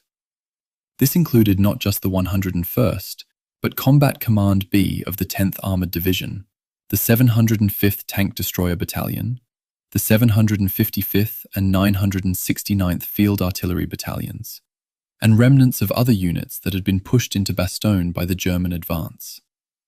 Approximately 18,000 men, diverse in formation and equipment, sharing a perimeter roughly 5 miles across at its widest and 3 miles at its narrowest, with 7 major road exits all now closed by German positions. On December 22nd, the German ultimatum arrived: surrender within 2 hours or face destruction.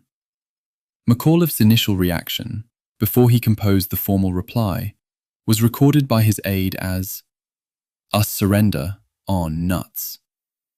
He dropped the paper on the floor. His formal written reply was, "To the German commander, nuts, the American commander."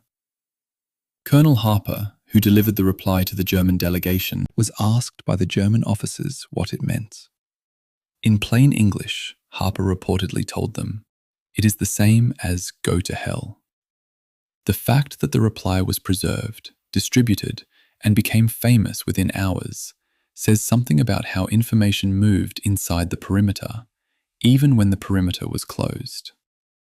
McAuliffe had the reply transcribed and circulated because he understood its morale function, not just for the troops, but for himself, as an expression of intent that closed off the option of negotiation and committed everyone inside the wire to holding until relief arrived. Whether he was certain relief would arrive is a question the record doesn't fully answer. What the record does show is that he acted as though it would. Chapter 11: The Prayer and the Clear Sky. On December 8th, 1944, General Patton called the 3rd Army chaplain, Colonel James H. O'Neill, into his office and asked him a question that was unusual even by the standards of a general not known for conventional behavior. "Do you have a good prayer for weather?" Patton asked. "We must do something about those rains if we are to win the war." The question was genuine, and the request was operational. The Third Army had been fighting through weeks of low cloud cover, fog, and rain that grounded Allied air support and gave German forces a weather advantage they didn't deserve on any other dimension of the campaign. Patton wanted clear skies. He wanted them the way he wanted ammunition and fuel, as a logistics requirement.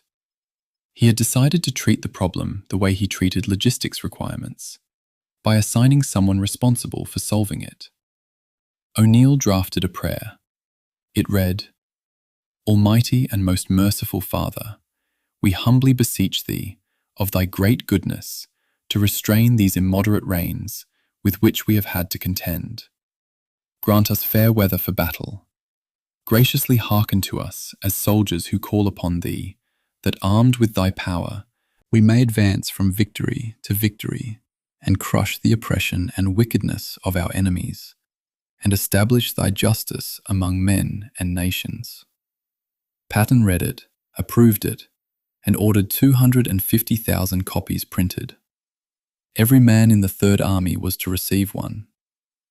O'Neill also drafted Training Letter No. 5, a document sent to all 486 chaplains in the command and to every unit, urging prayer as a serious military discipline rather than a ceremonial gesture. The cards and letters were distributed by December 14th, 2 days before the Ardennes offensive began. The timing creates an interpretive problem that O'Neill himself addressed in his 1950 account. The prayer was intended for the Saar offensive that was already in planning. It was not specifically composed for the Bastogne crisis, which hadn't yet happened. When the weather over the Ardennes began to clear on approximately December 23rd, O'Neill and others connected the clearing to the prayer.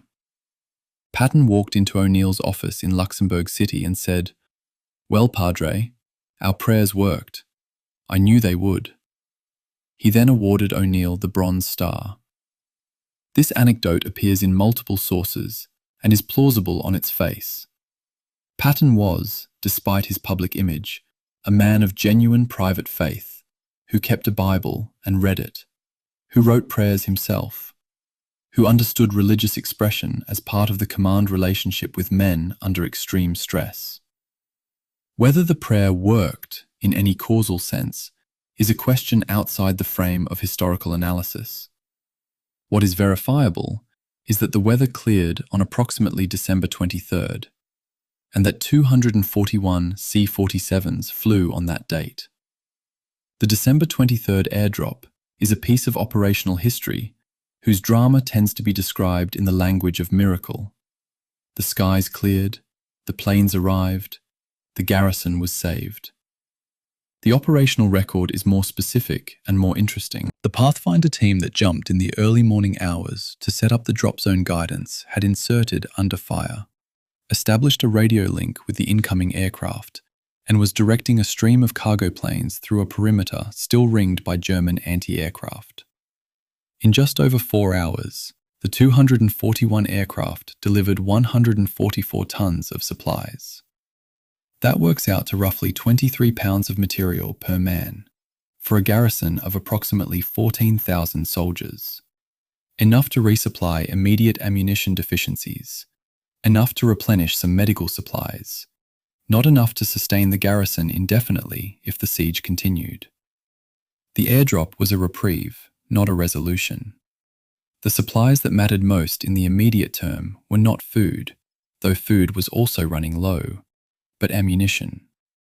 The 163rd Tank Destroyer Battalion's account from this period notes that some positions were down to single-digit numbers of rounds per weapon.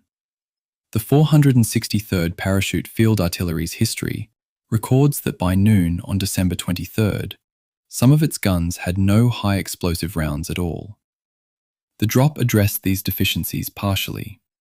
The artillery histories note that resupply arrived in time to support the Christmas Day defensive fighting, though the specific distribution of rounds to batteries was complicated by the geography of where containers landed within the perimeter and how quickly they could be retrieved under German observation.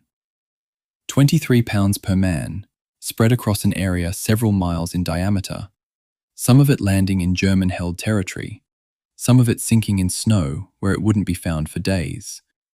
The efficient delivery figure of 144 tons somewhat overstates the effective quantity that actually reached the weapons that needed it. The Christmas Eve German bombing.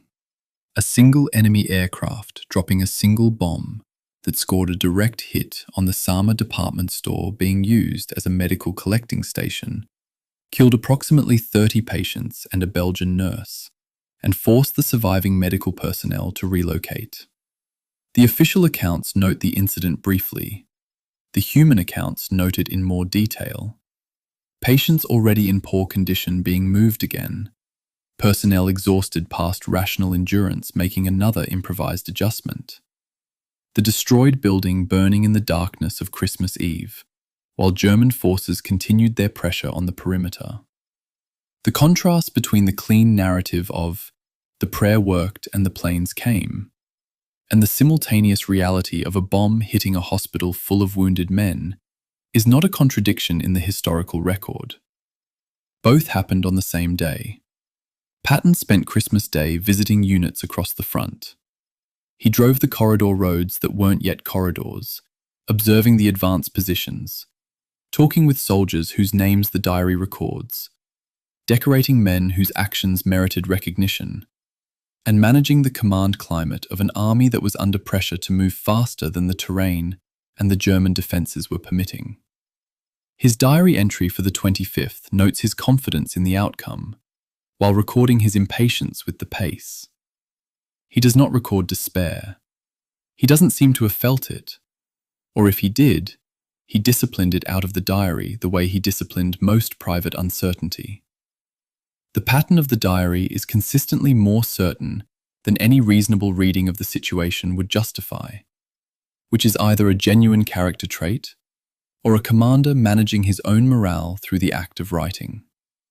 The technical dimension of the air resupply operation involves a detail that rarely appears in general accounts: the Pathfinder capability. Pathfinders were specifically trained paratroopers who jumped ahead of cargo drops to establish radio beacons and ground markers that guided the cargo aircraft to the correct drop zone.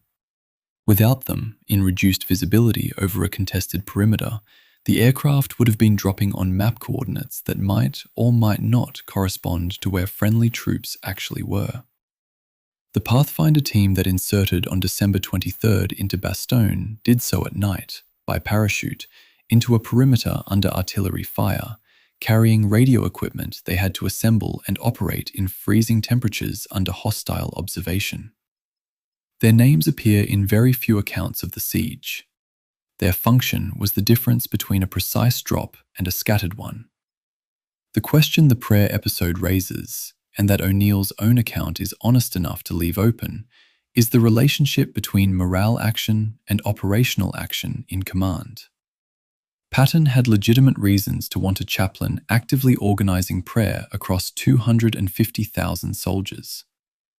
High morale under conditions of sustained physical hardship and uncertainty is not a trivial operational asset.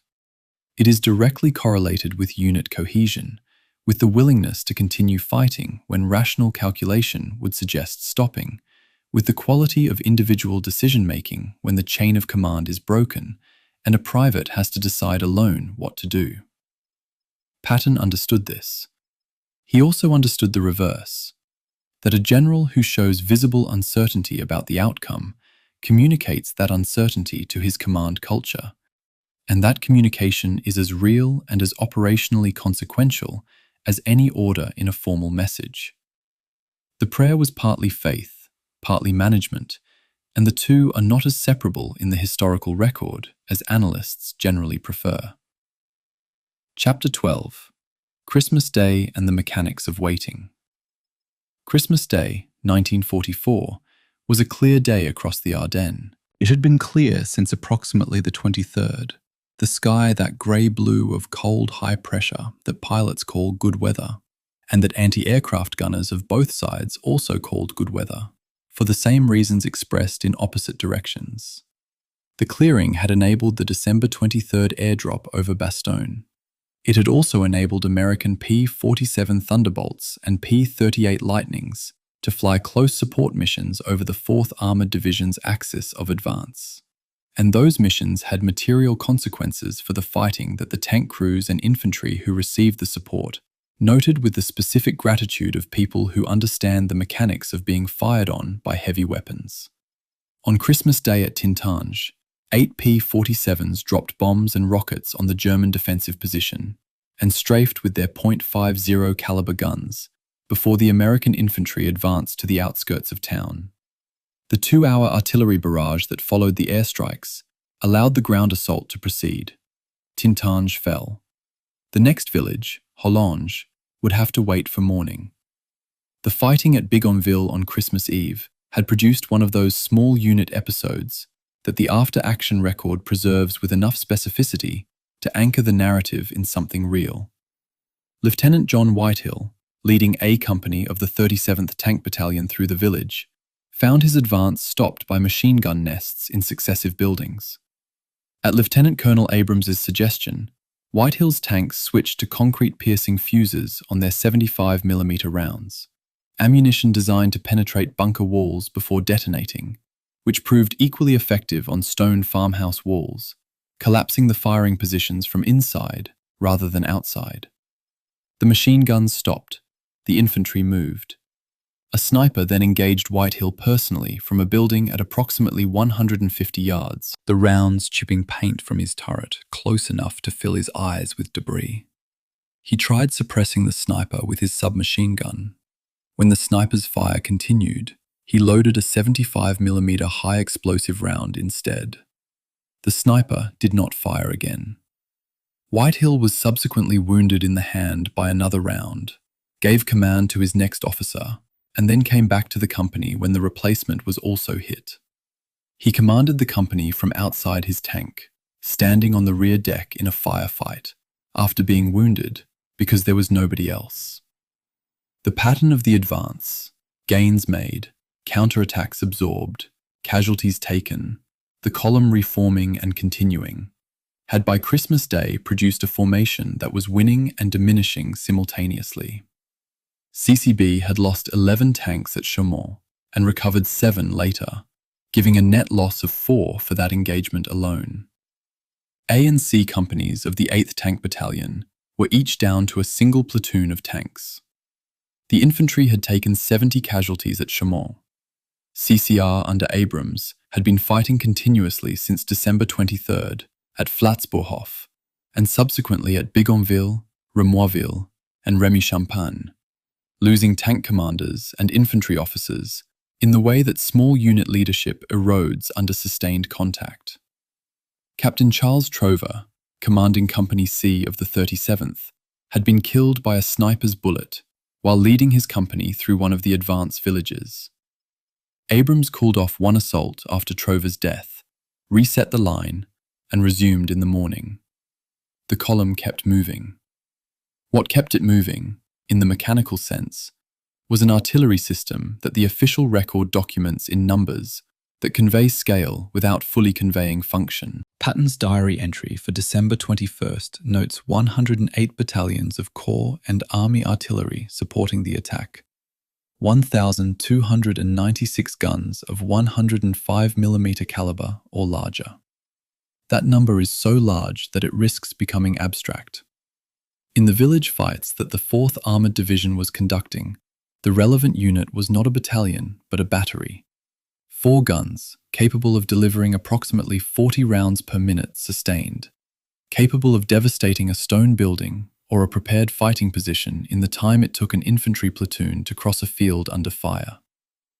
The forward observers attached to each tank company and infantry battalion were the links between the fire and the target. When a forward observer called a fire mission, located a target, adjusted the fall of shot, and brought rounds onto a German machine gun position, that process compressed 5 or 6 minutes from first sighting to effective fire. 5 or 6 minutes is a long time when men are in the open. The supply situation inside Bastogne on Christmas Day was not the emergency it had been on December 21st. The airdrop of the 23rd had addressed the most critical ammunition shortages. The resupply of the 24th had continued the process. Medical supplies remained constrained, but Harwood's account notes that the airdrops of the 23rd through 27th included whole blood, gauze, morphine, and the essential anesthetic agents. The improvised medical system was functioning, stretched, understaffed, occupying facilities that bore no resemblance to a medical installation, but functional in the sense that patients were being triaged, treated to the extent possible, and tracked. The total patient count at the improvised facilities by Christmas Day was approaching 500, distributed across the seminary chapel, the Sama department store, until it was bombed, the Heinz Barracks garage, and the Institut Notre Dame school. Major Howard Serrell, flown in on Christmas Day by Patton's personal pilot in a 2-seat L-1 Piper Cub aircraft, arrived to find conditions he described as initially defying triage, a frightful and terrible sight. He was a qualified surgeon. He had volunteered for the mission. His assessment on arrival was not the assessment of someone unused to field medicine. The German forces pressing the Bastogne perimeter on Christmas Day were themselves under pressure from multiple directions. The 5th Fallschirmjäger Division, which had been fighting the 4th Armoured Division's advance since December 22nd, was simultaneously trying to maintain its blocking line south of Bastogne and reinforce the perimeter troops facing the 101st. These are operationally incompatible demands. Blocking a relief force from the south while maintaining an encirclement to the north requires more men and more coordination than Heilmann's division, rated limited fighting quality and short of transport, could provide. The armoured forces that Army Group B was pushing toward Bastogne to restore the encirclement, the Führer-Begleit Brigade, and elements of the 3rd Panzer Grenadier Division, had not yet arrived in sufficient strength to close the gap that Abrams was forcing open from the south. What the primary sources collectively reveal about Christmas Day 44 is a situation in which the outcome was not yet determined by any measure available to the participants. Inside Bastogne, Cyril was making triage decisions that amounted to choosing which patients would receive surgery and which would wait. And waiting, for a patient with a penetrating abdominal wound at -20 degrees, in a garage with a partially open door, was a mortality decision dressed in the language of scheduling. Outside Bastogne to the south, CCR of the 4th Armoured was fighting toward Remy-Champagne and then Clochemont, losing men and machines in exchanges that the after-action record counts, but that the contemporary participants experienced as sequences of individual chaos without visible pattern. North and west of Bastogne, German formations were being redirected toward the corridor that didn't yet exist, to close a gap that hadn't yet opened. All of these things were happening simultaneously on December 25th, 1944, in a landscape that was white with snow and clear enough overhead for aircraft to fly. The quiet revelation of this chapter is in Patton's own formulation, written not on December 25th, but in his retrospective account of the period. It is noteworthy that all the operations, including plans for attack executed on the 22nd of December, were done by personal conference or by telephone, and that the highly complicated road and supply movements were only made possible by the old and very experienced general staff of the 3rd Army, and the high discipline and devotion to duty of all the units involved. That sentence is the summary of what Christmas Day actually consisted of, on the organizational level, above the individual soldiers fighting in Bigonville and Tintange and Chaumont. Phone calls, staff work, logistics calculations, road reconnaissances, wire stringing in the dark. The drama happened at the tip of the spear. The spear was held in place by people doing unglamorous work in cold headquarters buildings for 18 hours at a time, whose names appear in divisional and corps records, but not in the paragraph captions of famous photographs. The forward question this chapter carries into the next is the one that nobody inside the situation could yet answer. How close was close enough? CCR was within 5 miles of the Bastogne perimeter on the evening of December 25th. The road from Clochemont to Assenois to Bastogne was identifiable on the map. The German forces between Abrams tanks and the 101st perimeter were known, approximately, from prisoner interrogations and aerial observation. The distance was measurable. Whether the fighting capacity remaining in CCR after the preceding 4 days was sufficient to cover that distance against organized resistance, that question had no answer on December 25th that wasn't also a guess. Abrams drove his tank, named Thunderbolt 6, forward to engage a self-propelled gun at 1,000 yards, personally. The gun was destroyed with 1 shot. Captain Leach recommended him for the Distinguished Service Cross on the spot.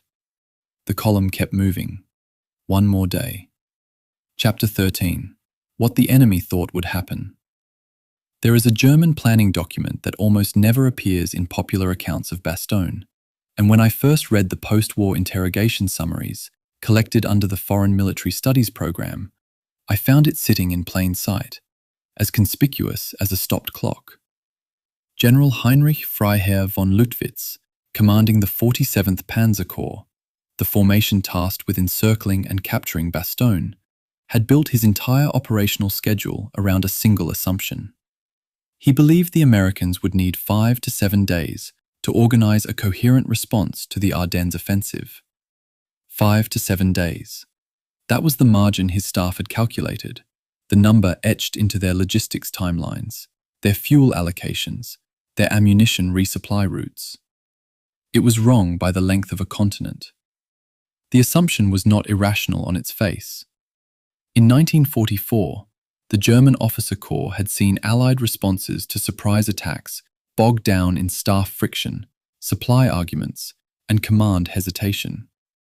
They'd watched it at Kasserine in 43. They'd seen it, briefly, in the opening days of Market Garden in September 44. German operational doctrine had always banked on the enemy's institutional slowness, on the gap between Allied decision and Allied action. What nobody in Army Group B's planning rooms seems to have accounted for was George Patton and Oscar Koch operating as a single integrated system. A general and his intelligence officer who had been running contingency drills for a German counteroffensive since early November. The gap between Allied decision and Allied action, in this specific case, compressed to less than 48 hours. Understanding what went wrong for the Germans requires understanding what they were working with in December 44. Major James Kennedy's 2000 logistics thesis, drawn from the Army Center of Military History archive and the original German war production records, produces figures that, once you absorb them, make the whole Ardennes gamble look less like a calculated risk and more like a man writing checks his bank has already closed. Motor gasoline production in Germany peaked at approximately 200,000 tons per month in the spring of 1944. By December, Allied bombing of the synthetic oil plants, 9 of the 10 most productive facilities hit in the preceding months, had driven that figure down to roughly 50,000 tons per month, a drop of 75% in 8 months.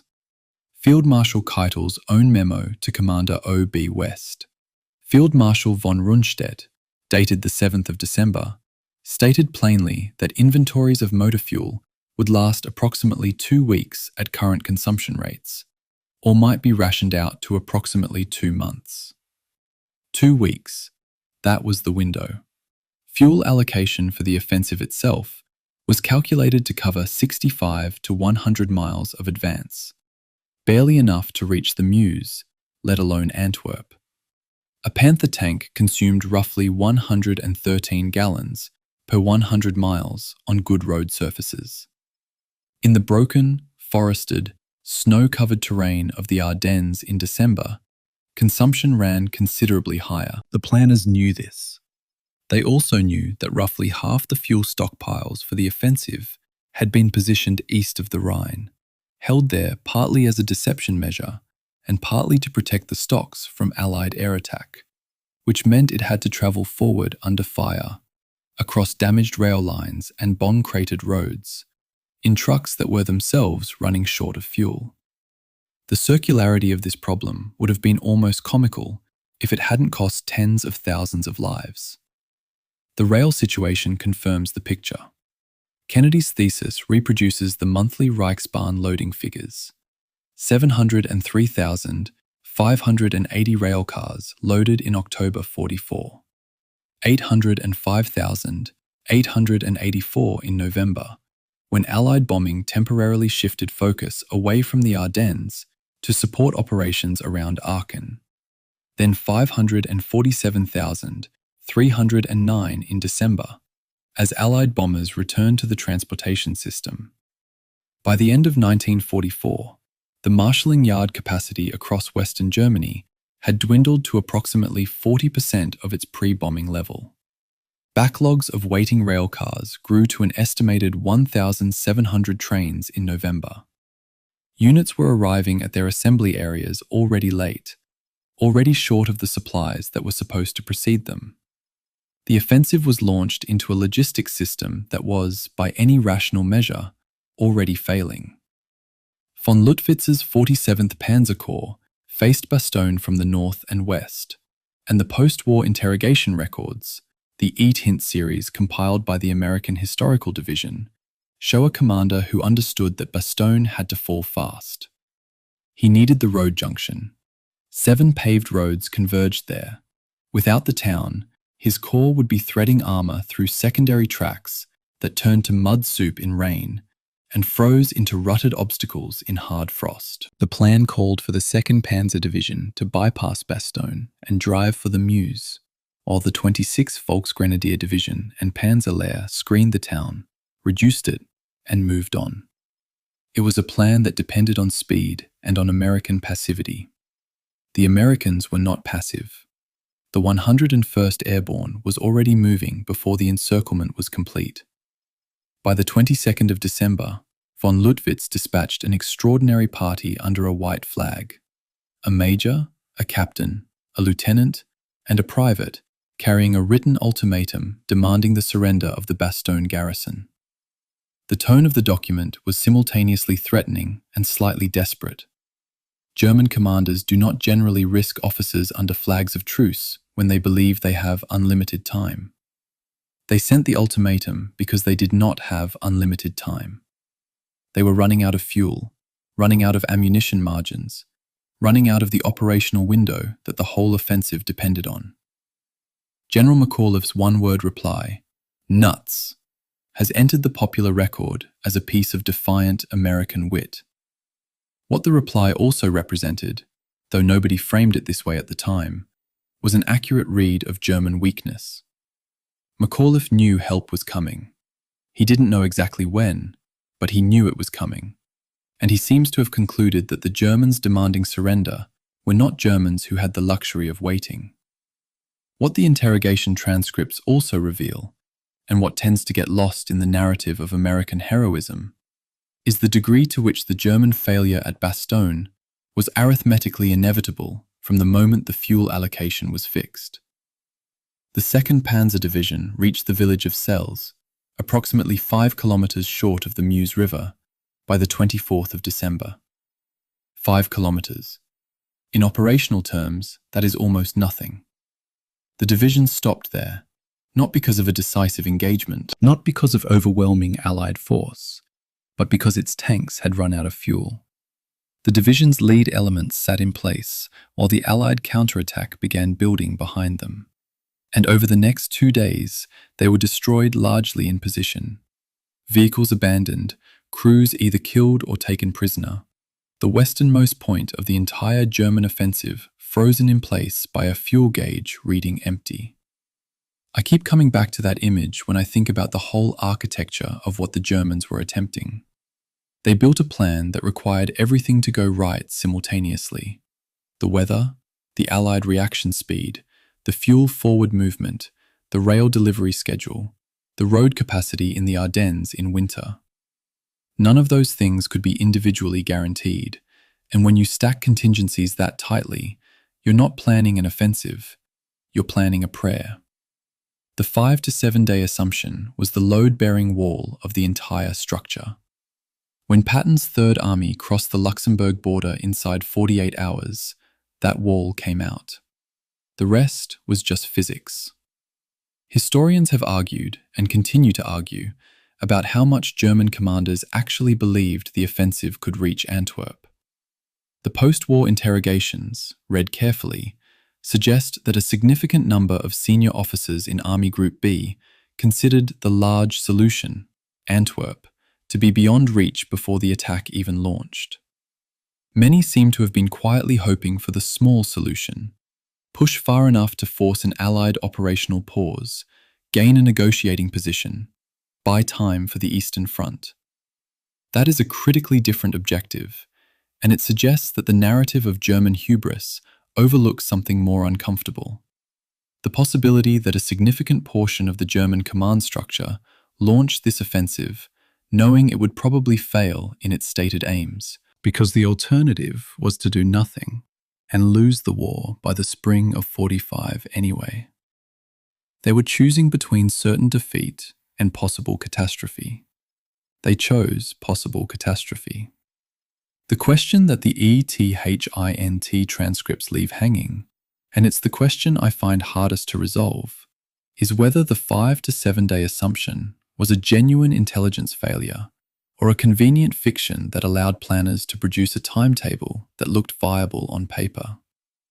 Every German commander interrogated after the war maintained, with remarkable consistency, that they had expected a faster Allied response than they actually planned for. That's a puzzling statement. If they expected faster response, why did the planning assume 5 to 7 days? Either the planners were operating on assumptions they privately doubted, or the commanders were reconstructing their memories in the aftermath of defeat, unconsciously distancing themselves from a plan that had failed. Both possibilities say something important about how institutions process the gap between what they know and what they're willing to admit they know. That gap, in December 1944, measured roughly the distance between Bastogne and the Meuse. Chapter 14. The Map That Was Not Wrong. The document that most often gets cited in accounts of the intelligence failure before the Ardennes offensive is SHAEF Weekly Intelligence Summary No. 32, issued the 14th of December 1944. Its key phrase has become something of a shorthand for institutional self-deception. The enemy's crust of defense, it read, was thinner, more brittle, and more vulnerable than it appears. 2 days later, nearly 250,000 German troops crossed the Belgian and Luxembourgish frontiers. The sentence has since been used to illustrate everything that was wrong with Allied intelligence in December 44. The overconfidence, the confirmation bias, the institutional pressure to see what headquarters wanted to see, rather than what was actually in the field. What the popular version of that story tends to omit is that not everyone was reading the same map.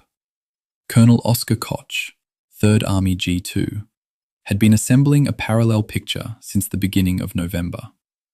His November 23rd daily report noted, explicitly, that an untouched strategic reserve of approximately 500 German tanks was being held out of contact, not engaged on any front, not accountable on any order of battle the Allies could locate.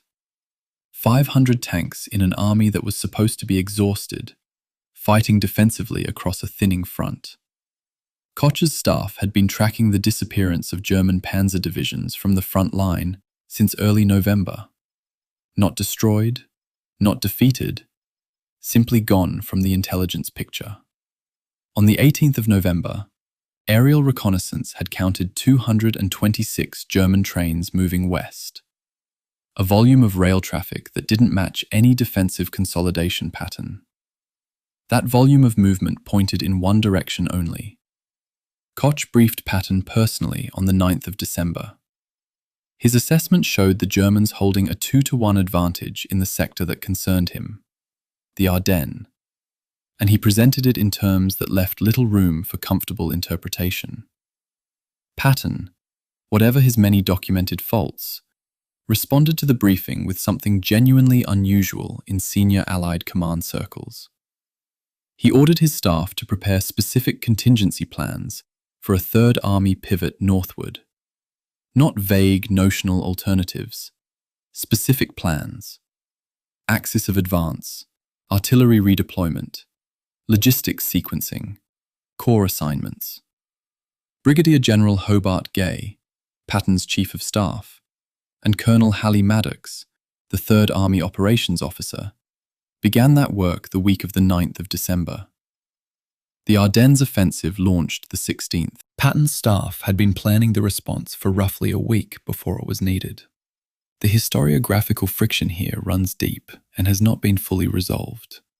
SHAEF's weekly intelligence summary drew on ultra-traffic, signals intelligence derived from broken German codes, and represented the consensus view of the Allied intelligence community's most sophisticated analytical resources. Koch's picture was assembled primarily from human intelligence, prisoner interrogations, aerial photo reconnaissance, the tracking of unit disappearances, a prisoner of war's report about captured Allied uniforms being sent to Osnabrück for training. These were different epistemological objects. Ultra gave you what the Germans were saying to each other on encrypted channels.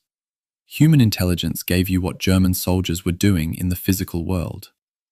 In December 44, the Germans had imposed strict radio silence in the Ardennes assembly areas, which meant Ultra went quiet precisely where Koch's other indicators were loudest. The quietness of the Ultra traffic was read by Schaeff as evidence of German exhaustion. It should have been read as evidence of German operational security discipline. Koch argued after the war that the intelligence failure lay not in collection, but in evaluation. The raw material was there. The aerial photography was there. The prisoner reports were there. The rail loading figures were there. 805,884 rail cars in November, a month when Allied bombing had temporarily shifted away from the Ardennes rail net. What was missing was the institutional willingness, at the higher levels of Allied command, to look at that data and draw the uncomfortable conclusion.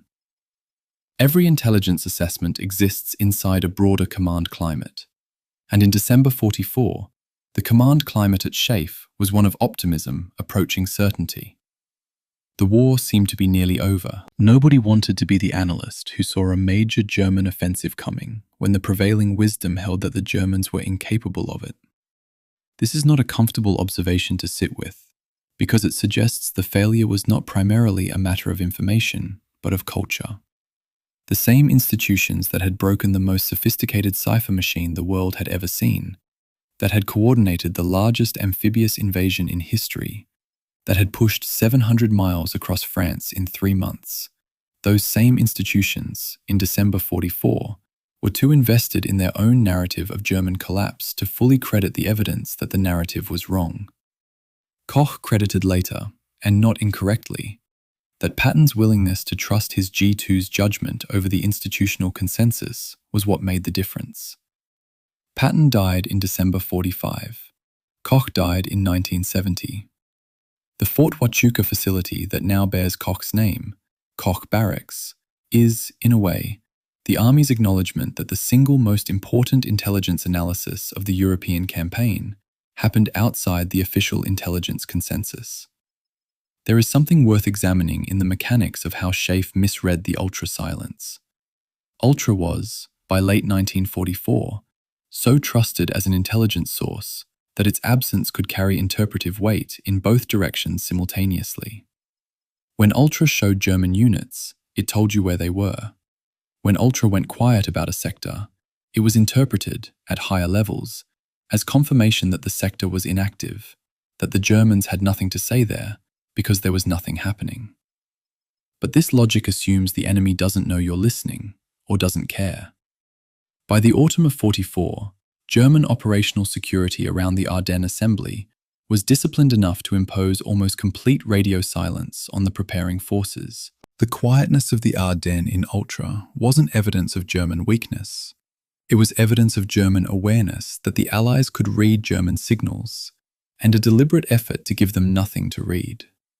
The maps produced by Koch's staff in the first 2 weeks of December look, in retrospect, like documents from a parallel universe. They show a German concentration in precisely the sector that Schaeff was calling thin and brittle.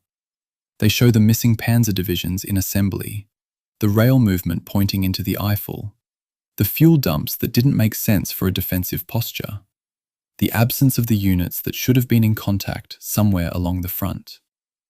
Koch's November 23rd report had already flagged the 6th Panzer Army, a formation that Schaeff knew existed, whose presence it had noted, but whose positioning in an offensive reserve role it had declined to emphasize. By the 9th of December, Koch's picture was complete enough that Patton ordered the contingency planning. By the 16th, the planning had a use. The question of individual credit is, I think, Less interesting than the structural question. Why did one intelligence section at army level produce an accurate assessment, while Schaef's combined resources produced an inaccurate one? Part of the answer is proximity. Koch's people were working with human intelligence from a sector of the front that Patton's army actually touched, and they could cross-reference what prisoners said with what aerial photography showed, with what the rail data suggested. Part of the answer is incentive structure. Koch's job was to tell Patton what was true, not to confirm what Patton already believed. Patton was irascible, demanding, and easily angered by incompetence. But he was not, apparently, a commander who shot the messenger when the message was unwelcome. That small cultural fact, the general's genuine tolerance for uncomfortable intelligence estimates, may have been as operationally significant as any single piece of technical data Koch assembled.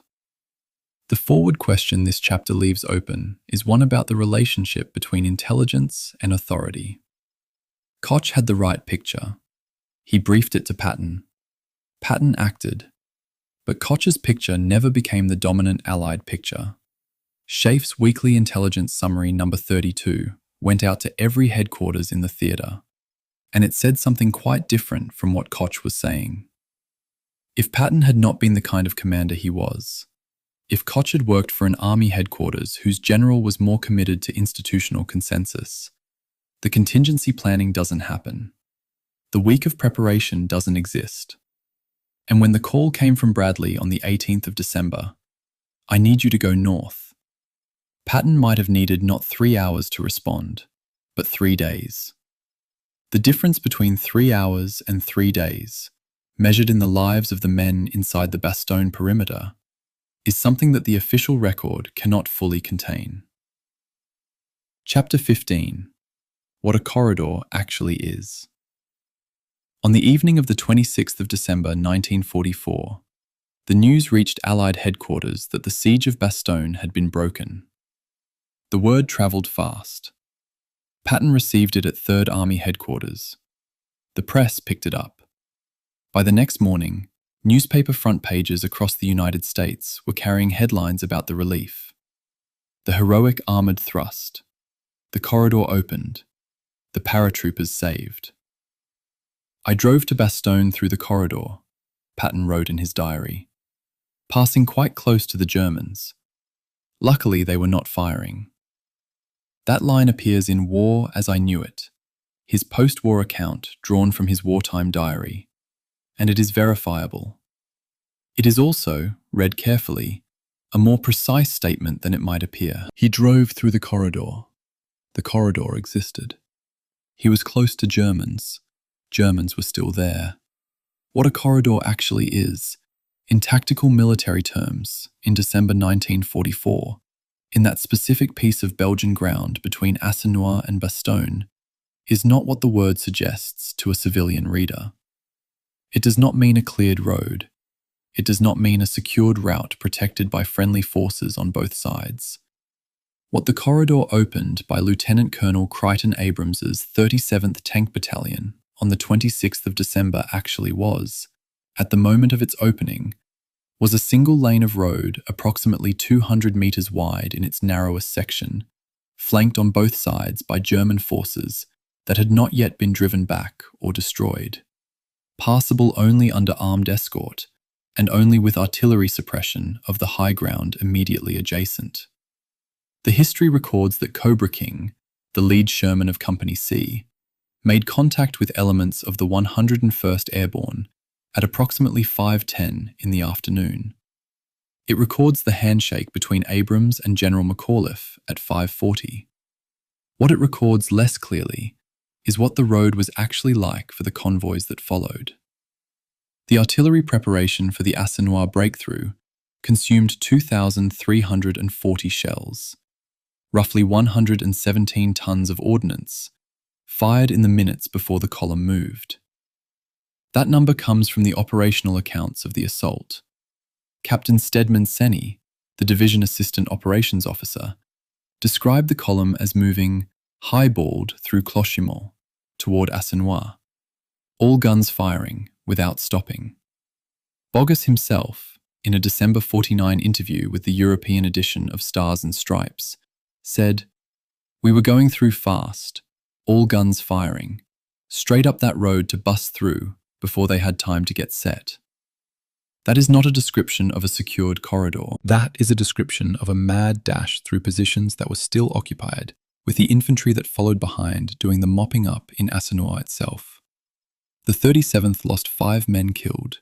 The 53rd Armoured Infantry Battalion, which was moving immediately behind the tanks, lost 30 killed and 180 wounded in the same action. At the moment of the announced breakthrough, the 101st Airborne still had 943 American casualties and 125 German prisoners receiving medical care inside Bastogne from improvised facilities spread across a seminary chapel, a department store, a girls' school, and a maintenance garage at Heinz Barracks. The medical situation had been deteriorating for days. The one surgeon who had been flown in by Patton's personal pilot, Major Howard Serrell, had arrived on Christmas Day and been met with what he himself described in the report, recorded in Grant Harwood's later account as a frightful and terrible sight. Triage at first impossible. 2 surgical teams had arrived by glider on the afternoon of the 26th. The same afternoon the corridor was opened. 6 medical officers and 4 enlisted technicians, volunteers from the 12th Evacuation Hospital and the 4th Auxiliary Surgical Group, set up a 4-table operating theatre in a tool room at the barracks collecting station and began working on patients, some of whom had been waiting for surgery for a week. The first convoy of medical vehicles, 22 ambulances, and 10 2-ton trucks loaded with walking wounded, did not leave Bastogne until the evening of the 27th, a full day after the corridor was pronounced open. It could not leave earlier because the road was still under intermittent fire and was not passable for lightly armed medical vehicles until artillery had worked over the adjacent ground more thoroughly. The 28th of December saw the corridor described in the operational narrative drawn from the Centre of Military History's official history of the Ardennes campaign as still actively contested. The Führer Begleit Brigade had been ordered to drive south from the Bois de Herbemont and close the gap, and American forces were fighting simultaneously to hold the corridor open and extend it laterally. The relief was not a conclusion. It was the beginning of a new and equally violent phase. This is the technical point that most popular accounts of the Bastogne relief elide, and it matters enormously if you want to understand what the operation actually cost. The 4,000 Armoured Division as a whole suffered approximately 1,000 men killed and wounded in the drive to Bastogne. The 37th Tank Battalion lost 5 killed, 22 wounded, 5 missing. Company C, which led the final dash, was by the morning of the 27th down to 4 operable tanks. 4 tanks. The company that had driven through Assenois with all guns firing was, 12 hours later, at roughly 1/5 of its combat strength.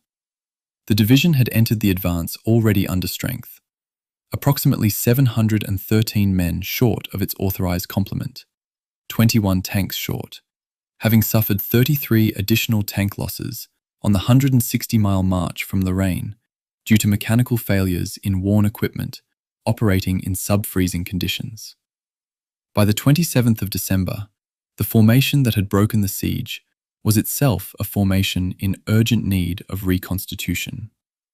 The bibliotext of the official history's chapter 24, the Third Army Offensive, is precise about the ground conditions on the 27th.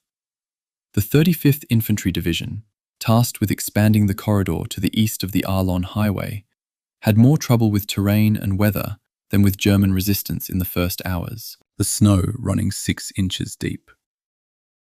The 2nd Battalion of the 137th Infantry drove off a German outpost at Suray, but the 3rd Battalion, working through a draw near Liverchamps, was stopped by a pillbox that checked its movement for most of the day.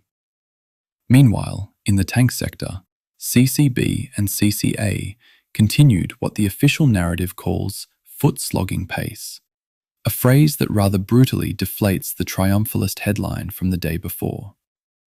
American battle casualties on the 27th were described as high and About an equal number of frostbite cases plagued the infantrymen who had now spent 6 days in the snow and wet.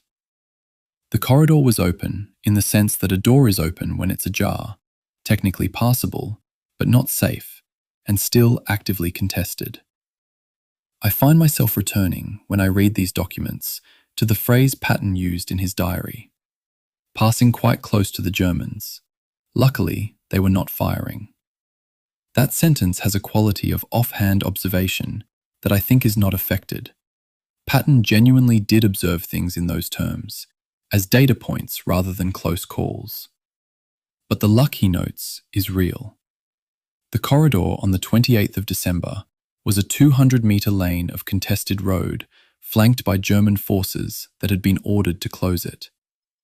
The road cleared by Cobra King and the 37th on the afternoon of the 26th was, as the Army.mil article on the battalion's history notes explicitly, cleared by midnight. But the woods on both sides of the road, running north from Assenois, were not described as secure enough to assure relatively free use until by morning, meaning the morning of the 27th. Those are 12 very expensive hours. The historiographical friction in this chapter is between Patton's diary account, which presents the corridor as an accomplished fact, traversable, essentially functioning, and the 37th Tank Battalion's after-action records and the official history, which describe a narrower, more contested, more provisional passage. Both accounts are accurate in different senses. The corridor was open. It was also barely open. It was open in the way that a wound is open, present, real, functional in the most minimal sense, and urgently requiring that a great deal more work be done around it before it could be said to have healed. The announcement of the 26th was a real announcement about a real event. It was also an announcement whose implied completeness was somewhat misleading. The American command needed the announcement to be complete, and understandably so. Morale had been under pressure for 10 days. The public needed to hear something other than encirclement and shortage and cold. Patton, who understood the theatre of command as well as he understood its mechanics, drove to Bastogne on the 28th specifically to be seen doing so, to make the corridor real by the physical act of traversing it. He was right to do that. Leadership sometimes means acting as though the reality you need is the reality you have, and then working hard enough that the gap closes before anyone notices. What it does not mean, and what the archival record does not permit, is concluding that the gap didn't exist. Chapter 16. The Arithmetic of Cold. The after-action report of the 326th Airborne Medical Company is not a dramatic document in the conventional sense. It does not have the kinetic energy of a tank battalion report, or the sweep of a corps' operational summary. It is, instead, a precise and exhausted account of what it costs to try to keep men alive when the system designed to keep them alive has been removed. Its tone is administrative, almost clinical. Dates, times, unit designations, patient counts, but read against the temperature records for the Bastogne area in December 44, against the 7-day casualty accumulation in 4 improvised facilities, against the line. Although the buildings which were being utilized as hospital wards were under constant artillery fire, periodic bombing and strafing, the medical personnel worked untiringly and devotedly until the siege was lifted. That administrative tone starts to function differently. It starts to sound like the voice of people too tired to dramatize what they'd been through. The 326th was overrun on the 19th of December at approximately 2200 hours near Herbarimont, 8 miles west of Bastogne. Captain Jacob Pearl, one of the officers who escaped, described the attack afterward in a statement included in the after-action report. An enemy force estimated at 6 armoured vehicles consisting of half-tracks and tanks, supported by 100 infantry soldiers, attacked the division clearing station. The tents in which medical treatment was being carried out was struck by machine gun fire. 6 division trucks were set afire and lighted the area so that the red crosses on the division clearing station tents were visible to the enemy. Machine gun fire continued after the trucks were burning and after the nature of the installation was visible to the enemy. Pearl's statement is precise about the sequence. The red crosses visible, the firing continuing anyway. The report notes that 11 officers and 119 enlisted men of the 326th were captured. 1 enlisted man killed. Private First Class Henry G. Sullivan. A total of 18 officers and 125 enlisted men lost in a single night. What remained, approximately 4 officers and 113 enlisted men, had to construct a replacement medical system from whatever they could find. What they found, at first, was not much. The medical supplies at the forward aid stations had been assembled for the expected tempo of a division attack, not for a siege of indefinite duration. Medical supplies, except for whole blood and penicillin, the after-action report notes, were plentiful because of an abandoned Army medical supply depot in Bastogne. That depot is an important logistical accident. The difference between a medical catastrophe and a managed crisis turned on the presence of a supply dump that was there because the situation had moved too fast for it to be moved. Whole blood was the critical shortage. Glass bottles broke on landing during airdrops. A German shell destroyed a stored batch inside the town. Penicillin was delivered eventually by an L-1 Piper Cub, a 2-seat observation aircraft, on the evening of the 25th of December. Major Howard Serrell arrived in the same way, flown in by Patton's personal pilot. It was a frightful and terrible sight, Serrell reported on finding the Heinz Barracks collecting station. Triage at first impossible. He had been expecting a manageable surgical emergency. He found 580 patients in a maintenance garage, roughly half of them not battle wounds at all. Trench foot, frostbite, cold injuries that had accumulated over 8 days of static combat in temperatures that hit -20 degrees Celsius at night. The distribution of those 580 patients is worth examining slowly because it reflects something the casualty statistics alone don't fully convey. The Heinz Barracks garage, a maintenance facility, concrete floor, horizontal roll-up door that had to be kept partially open for access, holes in the ceiling, held men on the sawdust floor in rows organized by triage priority. The most seriously wounded were kept toward the front, where surgeons could reach them. Those judged expectant, too severely injured to save with the resources available, were placed along the back wall. An ad hoc graves registration office operated nearby. Grant Harwood's account of this facility, drawing on Captain Charles Phelan's contemporary report and Lieutenant John Jack Pryor's memoir, describes patients lying on dirty ground under blankets that could not keep out the cold, wounds developing gas gangrene faster than the medical staff could address them. Pryor wrote afterward, "I returned to my aid station very depressed. I have always believed, and still do, that this did not constitute a bright page in the history of the Army Medical Department. This decaying medical situation was worsening, with no hope for the surgical candidates, and even the superficial wounds were beginning to develop gas gangrene."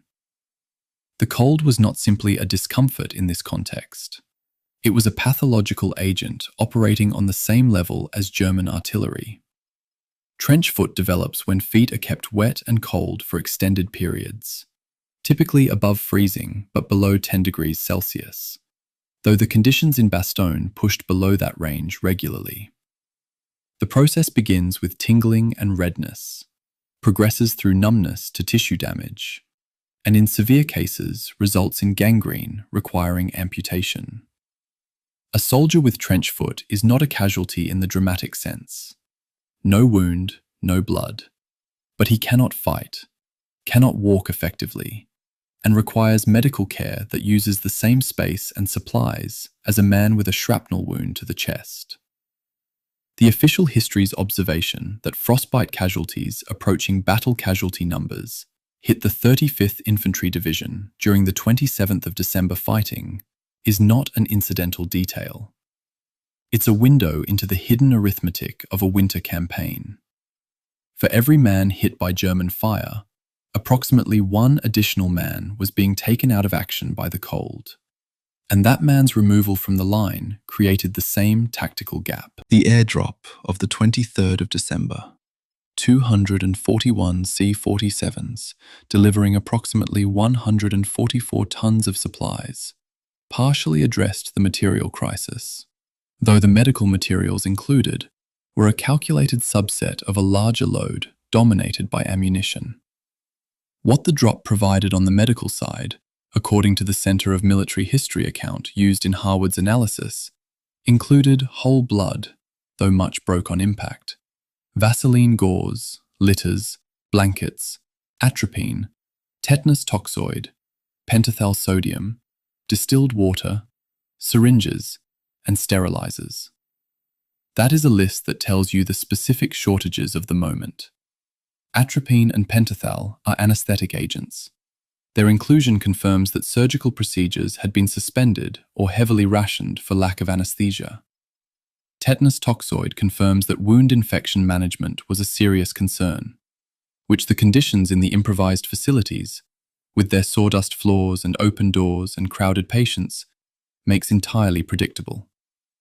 The total patient count that passed through the Bastogne improvised medical system between the 19th and 28th of December was 943 American casualties and 125 German prisoners.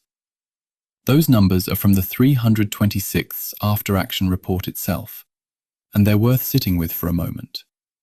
943 Americans requiring medical care in a town garrisoned by roughly 14,000 to 18,000 men gives you a casualty rate in the vicinity of 5 to 7% over 8 days. Not catastrophic in the strictly statistical sense, but not what the summary Siege of Bastogne usually conjures.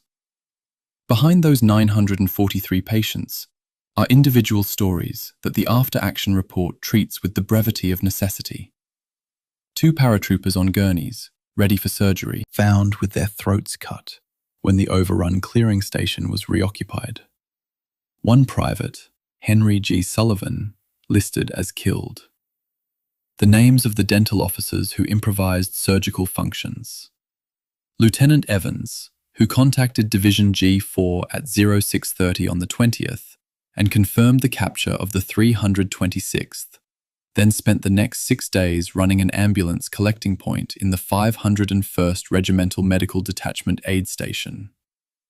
The evacuation that finally moved the casualties out, 22 ambulances and 12 trucks on the evening of the 27th of December, transported 260 of the most critically wounded first, on back roads that were still flanked by active fighting, to a medical clearing company 40 miles south.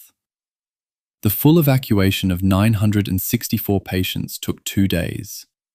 The third day, the 60th Field Hospital attached to the 101st treated 96 more cases before being relieved in turn.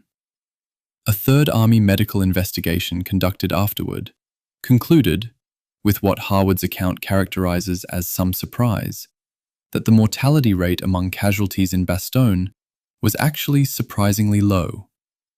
33 deaths during treatment from the 19th to the 31st of December, in an ad hoc facility system treating nearly 1,000 men under artillery fire, and in temperatures that averaged well below zero. The report reflects a genuine accomplishment by people working without adequate supplies, without adequate space, without adequate personnel, in conditions that would have been grounds for evacuation of the facility itself, if evacuation had been an option.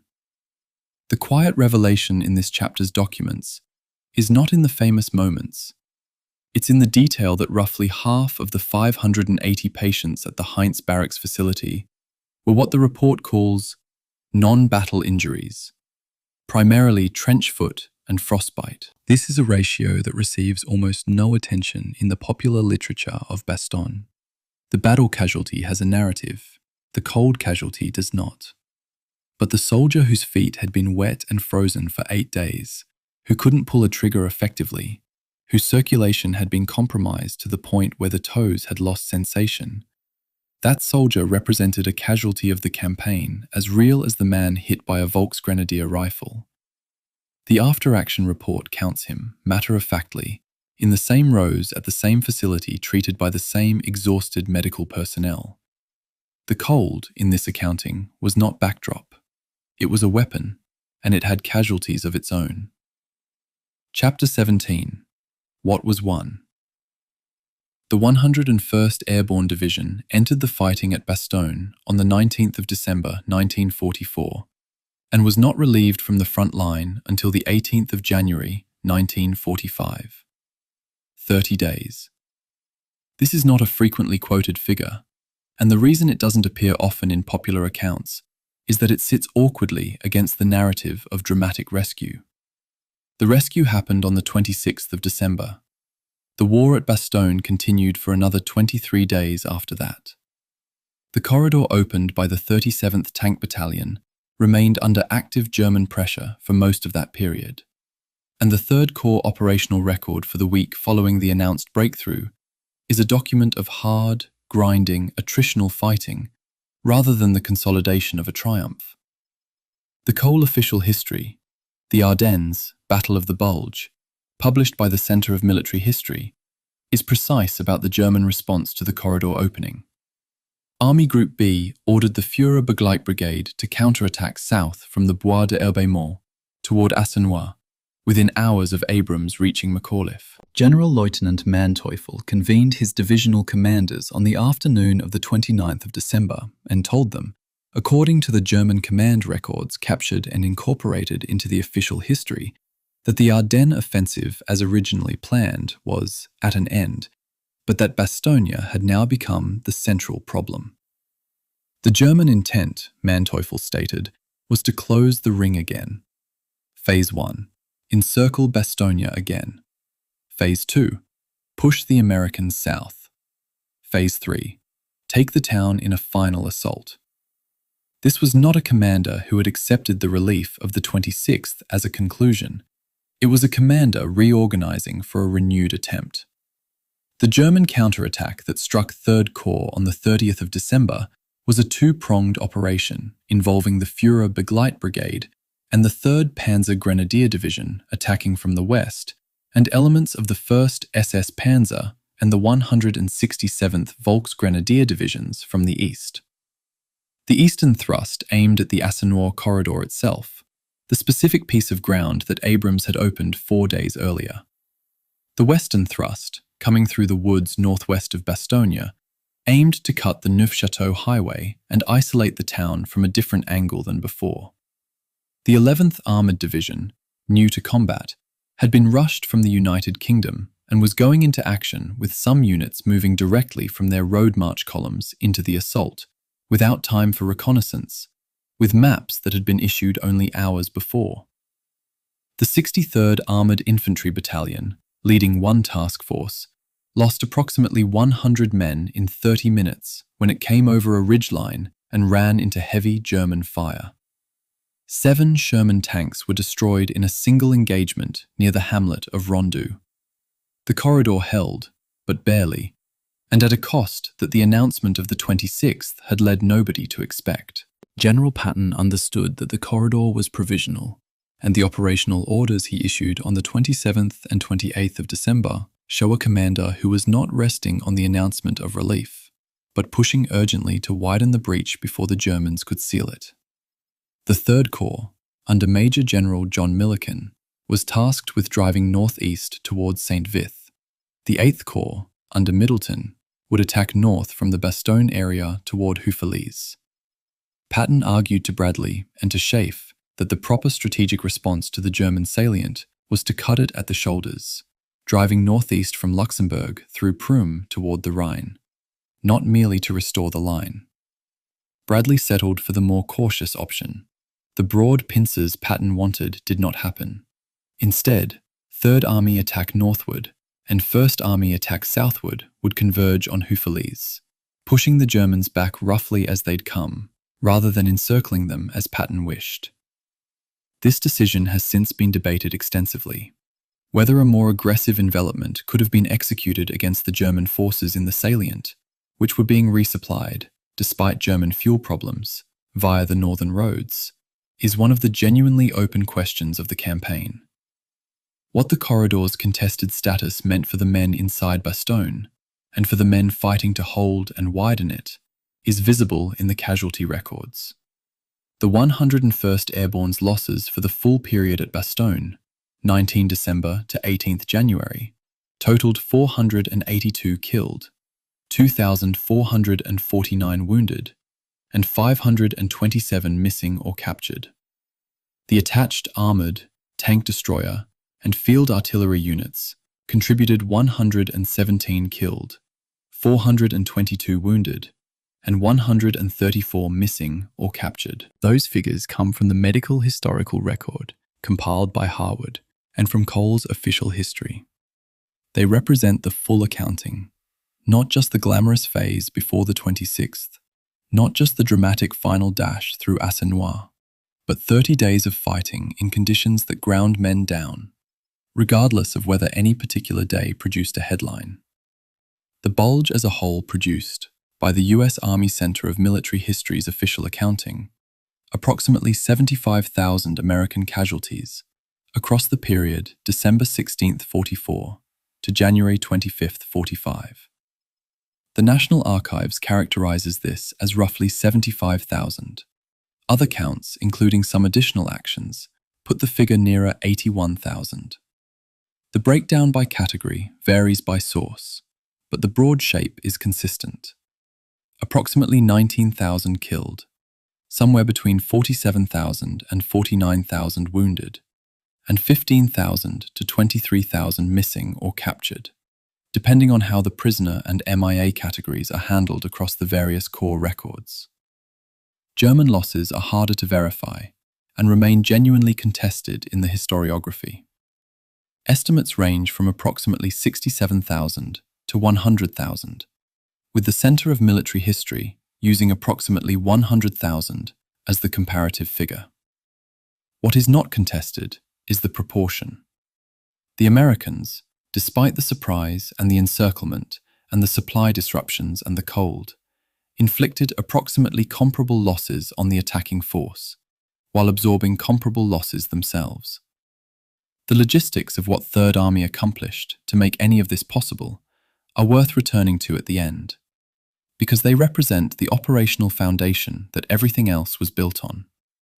In 5 days following Bradley's call on the 18th of December, Third Army moved approximately 63,000 tons of supplies northward, averaging roughly 4,500 tons of ammunition per day, distributing 57 tons of maps, reconnoitering 2,800 miles of road, and laying 20,000 miles of telephone wire to maintain communications across an army that had physically rotated 90 degrees while still fighting on its existing front. These numbers, from the logistical accounts reproduced in the secondary literature and the logistical support of the Army's official history, do not have a dramatic narrative. They are, quite literally, tons and miles and hours. But they are the reason the armoured columns had fuel when they got to the front. They are the reason the artillery had ammunition. They are the reason the medical supplies that arrived at Bastogne on the 23rd of December were there at all. Patton's own account of the period in War as I Knew It is characteristically terse about the mechanics and expansive about the personalities. He describes driving through the corridor. He describes decorating soldiers. He describes arguments with Eisenhower and Bradley about the scope and direction of the subsequent offensive. What the diary is less forthcoming about is the degree to which the operation that became famous as Patton's Race to Bastogne was, in its logistical and intelligence dimensions, the product of institutional preparation that had begun weeks before the phone call from Bradley. Cox's G2 briefings, Maddox's and Gay's contingency planning, the three specific plan variants, ready when needed, that Patton presented at Verdun on the 19th of December with the kind of confident specificity that astonished the assembled commanders. Eisenhower asked for 1 division by Christmas. Patton offered 3 by December 23rd and 6 by January 1st. He offered those numbers not because he was bluffing, but because his staff had done the arithmetic before the question was asked. The modern reader, approaching this campaign from 80-plus years distance, has certain advantages over contemporary observers and certain corresponding disadvantages. The advantages include access to the German command records, the ETHINT interrogation transcripts, the Allied intelligence assessments, the medical after-action reports, and the logistics studies that were only declassified or compiled years after the events. The disadvantages include the weight of a settled narrative, Patton, the dramatic rescuer, Bastogne, the climax, the 26th of December, the triumphant conclusion, that makes it harder to see the operation clearly as a process rather than an event. The corridor was real, and it was narrow, and it was contested, and it was held at serious cost, and it eventually widened, and the fighting went on for 3 more weeks, and the 101st came off the line on the 18th of January. The relief was the beginning of the end of the Bastogne operation, not its conclusion. The question that this series of chapters has been working toward, and that I don't think any single document fully answers, is what winning meant in this context. The Germans did not reach the Meuse. The 2nd Panzer stopped at Celle, 5 kilometers short, out of fuel. Bastogne was held. The corridor was opened. The 101st Airborne survived. The American line in the Ardennes was restored. Those are real outcomes, and they represent genuine operational success at significant human cost. But the German offensive also inflicted 75,000 American casualties on a force that had been moving toward what appeared to be the end of the war, and it did so in the span of 41 days. The men who were killed in the first week of January 45, fighting to hold a corridor that had been announced as secure 10 days earlier, died in a battle that the headlines had already described as won. That gap between the announced victory and the actual conclusion is where the real cost of the campaign lives, in the records of the 326th Medical Company and the after-action reports of the 37th Tank Battalion and the 3rd Corps operational summaries, and the casualty rolls of units that don't have famous nicknames and whose actions don't appear in popular histories. In 2026, with 81 years of distance, what the Bastogne operation offers is not primarily a story about heroism or leadership or even tactical ingenuity, though all of those things were genuinely present. What it offers is a case study in the gap between the institutional narrative of events and the documentary record of what those events actually cost. The announcement of the 26th of December was accurate in the limited sense that the corridor was opened and the siege was technically broken. The 326th Medical Company's after-action report, signed, dated, filed in Record Group 407 at the National Archives, describes what it took to evacuate the 943 casualties who had accumulated inside that announcement. The bibliotext of the official history describes what happened on the road outside Bastogne for the week after the announcement. Cox G2 reports describe the intelligence picture that made any of it possible. Between those documents, held together and read in sequence, is something closer to the truth of the operation than any single source provides alone. Not a simpler truth, not a more heroic one, a more complete one. And that, in the end, is what the primary sources are for.